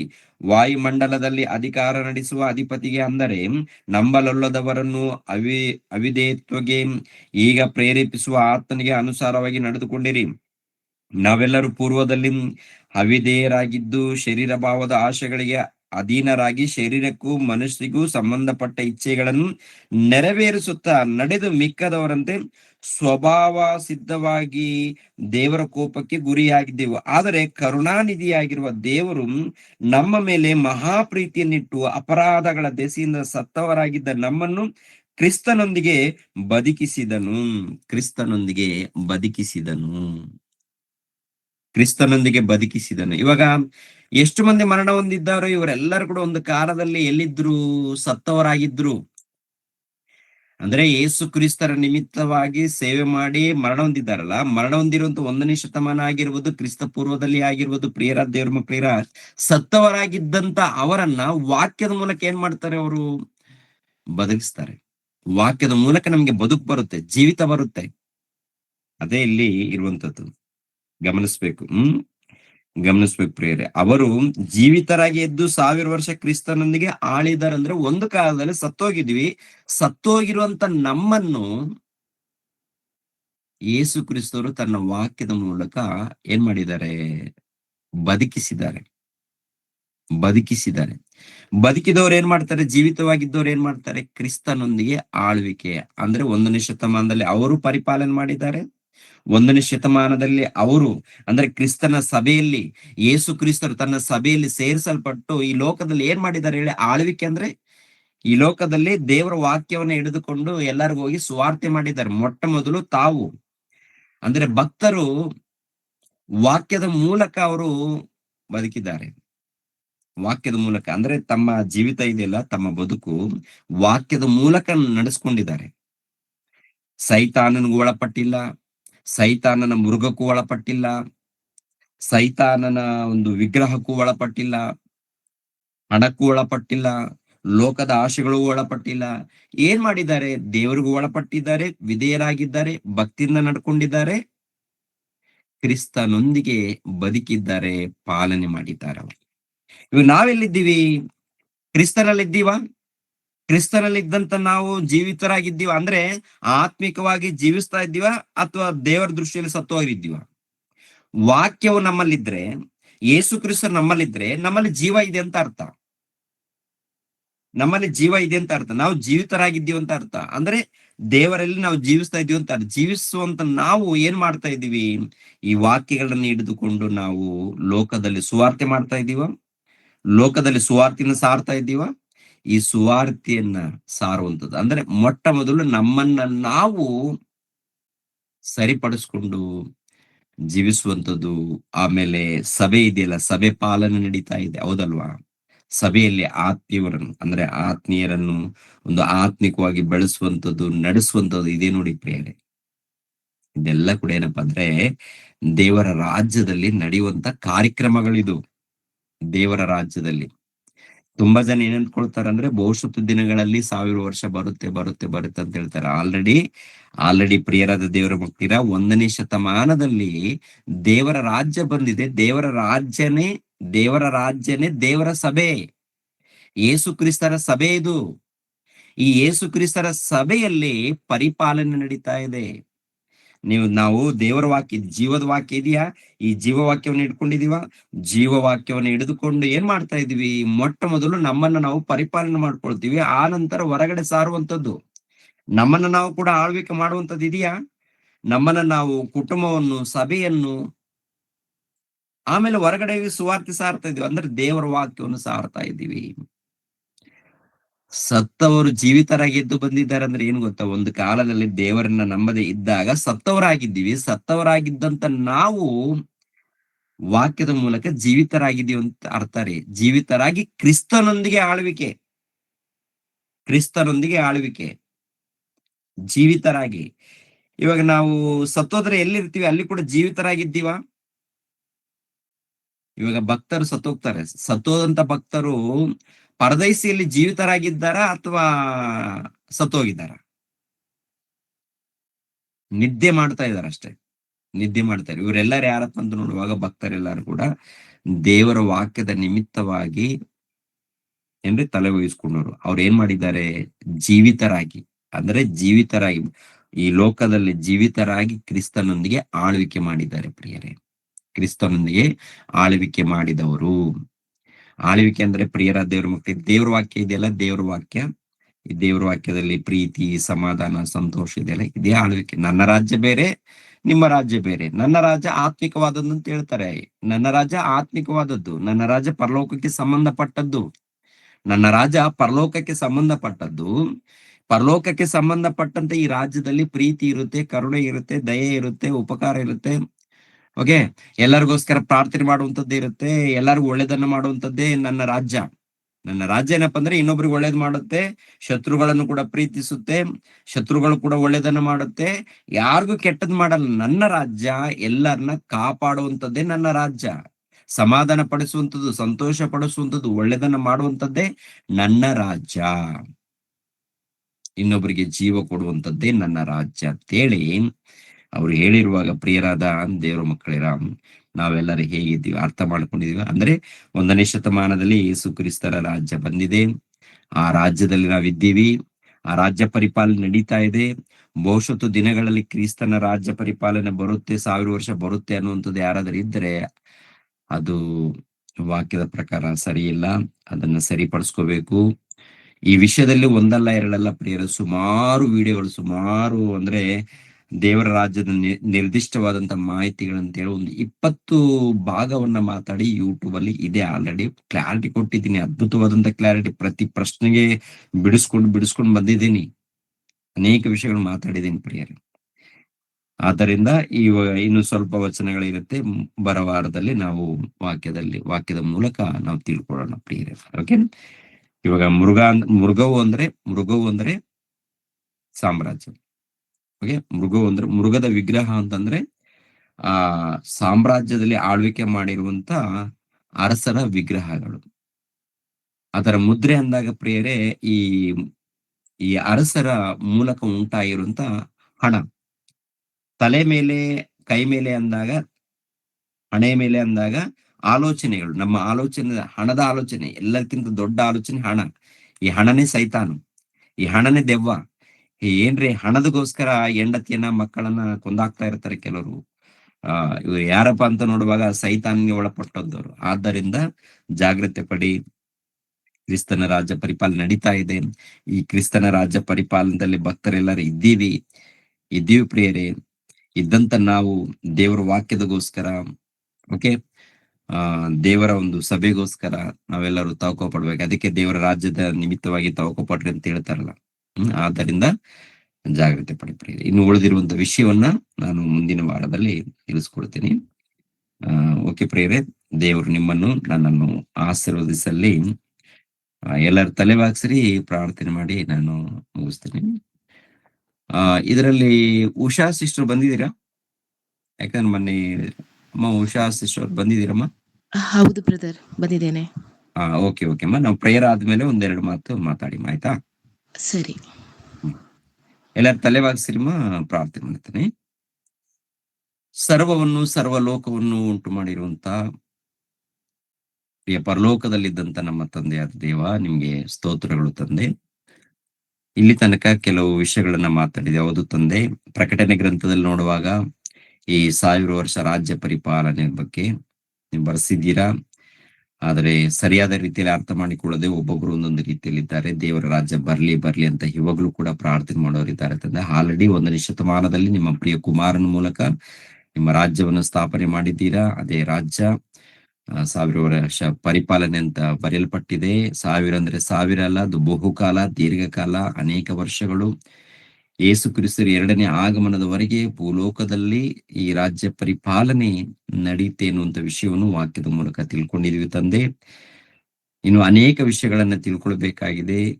ತಿಳ್ಕೊಳ್ಳೋದಕ್ಕೆ ನಮ್ಮೆಲ್ಲರಿಗೂ ಸಹಾಯ ಮಾಡಿ ನಡೆಸ್ತಾ ಇದ್ದೀರಾ. ಅದಕ್ಕೆ ನಿಮ್ಗೆ ಸ್ತೋತ್ರಗಳು ತಂದೆ. ಅದೇ ರೀತಿಯಲ್ಲಿ ಕುಮಾರ್ ಬ್ರದರ್ ಕೊಟ್ಟಂತ ಹೆಂಡತಿಗೋಸ್ಕರ, ಚಂದ್ರಕಳಗೋಸ್ಕರ ಪ್ರಾರ್ಥಿಸ್ತಾ ಇದ್ದೀನಿ ತಂದೆ. ಆ ಮಗಳ ಇವತ್ತು ಮತ್ತೆ ಡೆಲಿವರಿ ಡೇಟ್ ಕೊಟ್ಟಿದ್ದಾರೆ ತಂದೆ. ನಿಮ್ಮ ಪಾದದ ಬಳಿಯಲ್ಲಿ ಆ ಮಗಳ ವಿಷಯದಲ್ಲಿ ಬೇಡ್ತಾ ಇದ್ದೀನಿ, ಒಳ್ಳೆ ರೀತಿಯಿಂದ ಡೆಲಿವರಿ ಆಗುವಂತೆ ತಾಯಿಯನ್ನು ಮಗುವನ್ನು ಕಾಪಾಡಿ ಎಂದು ತಂದೆಯ ದೇವ ನಿಮ್ಮನ್ನು ಬೇಡ್ತಾ ಇದ್ದೀವಿ ತಂದೆ. ನಿಮ್ಮ ಸಹಾಯದಿಂದ ಮಗಳಿಗೆ ಒಳ್ಳೆ ರೀತಿಯಿಂದ ದಯಪಾಲಿಸಿ ಅಂತೇಳಿ ಕೇಳ್ಕೊಳ್ತಾ ಇದ್ದೀವಿ. ಅದೇ ರೀತಿಯಲ್ಲಿ ತಂದೆಯ ದೇವ ಮತ್ತೆ ಸಹೋದರ ಆನಂದ್ಗೋಸ್ಕರ, ಆತನ ಕುಟುಂಬದಗೋಸ್ಕರ ಪ್ರಾರ್ಥಿಸ್ತಾ ಇದ್ದೀನಿ. ಆ ಕುಟುಂಬದಲ್ಲಿದ್ದಂತ ಎಲ್ಲಾ ಮಕ್ಕಳನ್ನು ಆಶೀರ್ವದಿಸಿ, ಕನಿಕರಿಸಿ, ಕಾಪಾಡಿ. ಅದೇ ರೀತಿಯಲ್ಲಿ ನಿಮ್ಮ ಮಗಳಾಗಿರುವಂತ ಹುಷಾರವ್ರಿಗೋಸ್ಕರ ಪ್ರಾರ್ಥಿಸ್ತಾ ಇದ್ದೀನಿ ತಂದೆ. ಆ ಮಗಳನ್ನು ಮತ್ತೆ ಕುವೈಟ್ ದೇಶದಿಂದ ಬೇಗ ನಮ್ಮ ದೇಶಕ್ಕೆ ಬರಮಾಡುವಂತೆ ಮಾಡಿದ್ದೀರಿ. ಅಲ್ಲಿ ಅನೇಕ ಚಿತ್ರ ಹಿಂಸೆಯನ್ನ ಅನುಭವಿಸಿ ನಿಮ್ಮ ಮಗಳು ಬಂದಿದ್ದಾಳೆ. ಆ ಮಗಳನ್ನ ನೀವು ಕನಿಕರಿಸಿ, ಕಾಪಾಡಿ ಕರ್ಕೊಂಡು ಬಂದದಕ್ಕಾಗಿ ನಿಮ್ಗೆ ಸ್ತೋತ್ರಗಳು. ಆ ಮಗಳನ್ನು, ಆ ಮಗಳಿಗೆ ಕೊಟ್ಟಂತ ಕುಟುಂಬವನ್ನು ಆಶೀರ್ವದಿಸಿ ತಂದೆ. ಯಾವಾಗ್ಲೂ ನಿಮ್ಮ ಧ್ಯಾನದಲ್ಲಿ, ಭಕ್ತಿಯಲ್ಲಿ ಜೀವಿಸುವಂತೆ ಸಹಾಯ ಮಾಡಿ. ಅದೇ ರೀತಿಯಲ್ಲಿ ರೇಖಾರವ್ರಿಗೋಸ್ಕರ, ದೀಕ್ಷಿತ್ಗೋಸ್ಕರ ಪ್ರಾರ್ಥಿಸ್ತಾ ಇದೀನಿ ಪ್ರತಿನಿತ್ಯ ತಂದೆ. ಈ ಒಂದು ಕಾರ್ಯಕ್ರಮದಗೋಸ್ಕರ ಪ್ರಯಾಸ ಪಡ್ತಾ ಇದ್ದಾಳೆ. ಆ ಮಗಳನ್ನು ಬಲಪಡಿಸಿ, ಅನಾರೋಗ್ಯದಲ್ಲಿ ಇದ್ರು ಕೂಡ ತಂದೆಯ ದೇವ ಮತ್ತೆ ಬಾಧೆಯಿಂದ ಇದ್ದಂತಹ ಮಗಳನ್ನು ಬಲಪಡಿಸಿ ಒಳ್ಳೆ ಆರೋಗ್ಯವನ್ನು ದಯಪಾಲಿಸಿ ಅಂತೇಳಿ ನಿಮ್ಮ ಪಾದದ ಬಳಿಯಲ್ಲಿ ವಿಜ್ಞಾಪನೆ ಮಾಡ್ತಾರೆ. ಅದೇ ರೀತಿಯಲ್ಲಿ ಮಂಡ್ಯದಲ್ಲಿದ್ದಂತಹ ಶಿವಮ್ಮಗೋಸ್ಕರನು ಪ್ರಾರ್ಥಿಸ್ತಾ ಇದೀನಿ ತಂದೆ. ಅನಾರೋಗ್ಯದಲ್ಲಿದ್ದಂತಹ ಮಗಳನ್ನು ಕನಿಕರಿಸಿ ತಂದೆ. ಆ ಮಗಳನ್ನ ಬಲಪಡಿಸಿ ಒಳ್ಳೆ ಆರೋಗ್ಯವನ್ನು, ಬಲವನ್ನು ದಯಪಾಲಿಸಿ ತಂದೆ. ಅದೇ ರೀತಿಯಲ್ಲಿ ಸಭೆಯಲ್ಲಿ ಇನ್ನು ಯಾರಾದ್ರೂ ಅನಾರೋಗ್ಯದಲ್ಲಿದ್ದರೆ ತಂದೆ, ಅಂತ ಮಕ್ಕಳನ್ನು ಮುಟ್ಟಿ ತಂದೆ, ಕನಿಕರಿಸಿ ಒಳ್ಳೆ ಆರೋಗ್ಯವನ್ನು, ಬಲವನ್ನು, ಸಮಾಧಾನವನ್ನು, ಸಂತೋಷವನ್ನು. ಅದೇ ರೀತಿಯಲ್ಲಿ ಆರ್ಥಿಕ ಕಷ್ಟದಲ್ಲಿದ್ದಂತ ಮಕ್ಕಳು ಕೂಡ ಇದ್ದಾರೆ, ಅಂತ ಮಕ್ಕಳನ್ನು ಕೂಡ ಕನಿಕರಿಸಿ ತಂದೆ, ಸಹಾಯ ಮಾಡಿ ತಂದೆ. ಯಾವಾಗ್ಲೂ ನಿಮ್ಮ ಧ್ಯಾನದಲ್ಲಿ, ಭಕ್ತಿಯಲ್ಲಿ ನಿರಂತರ ನಿಮ್ಮ ಸೇವೆಯಲ್ಲಿ ಜೀವಿಸುವಂತೆ ಸಹಾಯ ಮಾಡಿ. ಎಲ್ಲರ ಮಧ್ಯದಲ್ಲಿ ಸಮಾಧಾನ, ಸಂತೋಷವನ್ನು ದಯಪಾಲಿಸಿ. ಪ್ರತಿನಿತ್ಯ ಒಬ್ಬೊಬ್ಬರು ಸೇವಕರು ಬಂದು ನಿಮ್ಮ ವಾಕ್ಯಗಳನ್ನು ತಿಳಿಸ್ಕೊಡ್ತಾ ಇದ್ದಾರೆ. ಎಲ್ಲರನ್ನೂ ಬಲಪಡಿಸಿ, ಆತ್ಮಿಕ ಜ್ಞಾನದಲ್ಲಿ ಬೆಳೆಸಿ. ಯೇಸು ಪವಿತ್ರ ನಾಮದಲ್ಲಿ ಬೇಡಿ ಹೊಂದಿದೆಯಪ್ಪ ತಂದೆಯೇ, ಆಮೇನ್. ಎಲ್ಲರಿಗೂ ಧನ್ಯವಾದಗಳು, ವಂದನೆಗಳು. ಸಿಸ್ಟರ್ ಹುಷಾರ್ ಅವರು ಒಂದೆರಡು ನಿಮಿಷ ಮಾತಾಡಿ ಅಂತ ಹೇಳಿ ಕೇಳ್ಕೊಳ್ತೀನಿ. ಕೊನೆಯದಾಗಿ ಅಂತ್ಯ ಆಶೀರ್ವಾದ ಕೊಡೋಣ. ಕೊನೆಯದಾಗಿ ಅಂತ್ಯ ಆಶೀರ್ವಾದ ತಗೊಳ್ಳೋಣ. ಓಕೆ, ಎಲ್ಲರಿಗೂ ಯೇಸು ಕ್ರಿಸ್ತ ನಾಮದಲ್ಲಿ ವಂದನೆಗಳು. ನನಗೋಸ್ಕರ ಈ ಒಂದು ಟೀಮ್, ಈ ಒಂದು ಗೂಗಲ್ ಟೀಮ್ನವರು ರಾತ್ರಿ ಹಗಲು ನನಗೋಸ್ಕರ ತುಂಬ ಪ್ರಾರ್ಥಿಸಿದ್ದೀರಾ. ನನಗೆಷ್ಟು ನಿಮಗೆ ಕೃತಜ್ಞತೆ ಹೇಳಿದ್ರೂ ಸಾಲೋದಿಲ್ಲ. ಯೇಸು ಕ್ರಿಸ್ತ ನಾಮದಲ್ಲಿ ನಿಮಗೆಲ್ಲರಿಗೂ ತುಂಬ ತುಂಬ ಕೃತಜ್ಞತೆಯನ್ನು ಸಲ್ಲಿಸುತ್ತಾ, ವಂದನೆಯನ್ನು ಸಲ್ಲಿಸುತ್ತಾ ಇದ್ದೇನೆ. ಬ್ರದರ್ ರಾಮೋರ್, ಬ್ರದರ್ ನಿಮಗೂ ಕೂಡ ಅಷ್ಟೇ ನಾನು ಚಿರಋಣಿಯಾಗಿದ್ದೇನೆ ಯೇಸು ಕ್ರಿಸ್ತ ನಾಮದಲ್ಲಿ. ನೀವು ನನಗೋಸ್ಕರ ತುಂಬ ಪ್ರಾರ್ಥಿಸಿದ್ದೀರಾ. ಯಾಕೆಂದರೆ ಆ ಒಂದು 3.5 months ನಾನು ಆ ಒಂದು ಕಷ್ಟದಲ್ಲಿ ನಾನು ಹೇಗಿದ್ದೆ ಅಂತ ಅದು ದೇವರಿಗೆ ಮತ್ತು ನನಗೆ ಮಾತ್ರ ಗೊತ್ತು. ಆ ಒಂದು ಬಂಧನದಲ್ಲಿ, ಆ ಒಂದು ಕಷ್ಟದಲ್ಲಿ, ಆ ನೋವಿನಲ್ಲಿ, ಆ ಒಂದು ಇಕ್ಕಟ್ಟಾದ ಸಂದರ್ಭದಲ್ಲಿ ನಾನು ದೇವರನ್ನೇ ನಂಬಿಕೊಂಡು ನಾನು ಬಂದೆ. ಸೊ ನನಗೋಸ್ಕರ ನೀವೆಲ್ಲರೂ ನನಗೋಸ್ಕರ ಪ್ರಾರ್ಥಿಸಿದ್ದೀರಾ. Brothers and sisters, thank you so much in the name of Jesus. Thank you brother Rama brother, ನಿಮಗೂ ಕೂಡ ತುಂಬಾ thanks brother. Thank you so okay, much. ಒಳ್ಳೇದಾಗ್ಲಿಮ್ಮ. God bless you. ದೇವ ಸ್ತೋತ್ರ ಆಗ್ಲಿ. ಒಳ್ಳೇದಾಗ್ಲಿ. Okay, God bless you. Thank you. Rekha sister, ಅಂತ್ಯ ಆಶೀರ್ವಾದ ಕೊಟ್ಬಿಡಮ್ಮ. ಹಾ ಅಣ್ಣ, ಕೊಡಿ ಅಣ್ಣ. ಲಾಸ್ಟ್ ಅಲ್ಲಿ ತಗೊಳ್ಳೋಣ ಅಂತೀರಾ?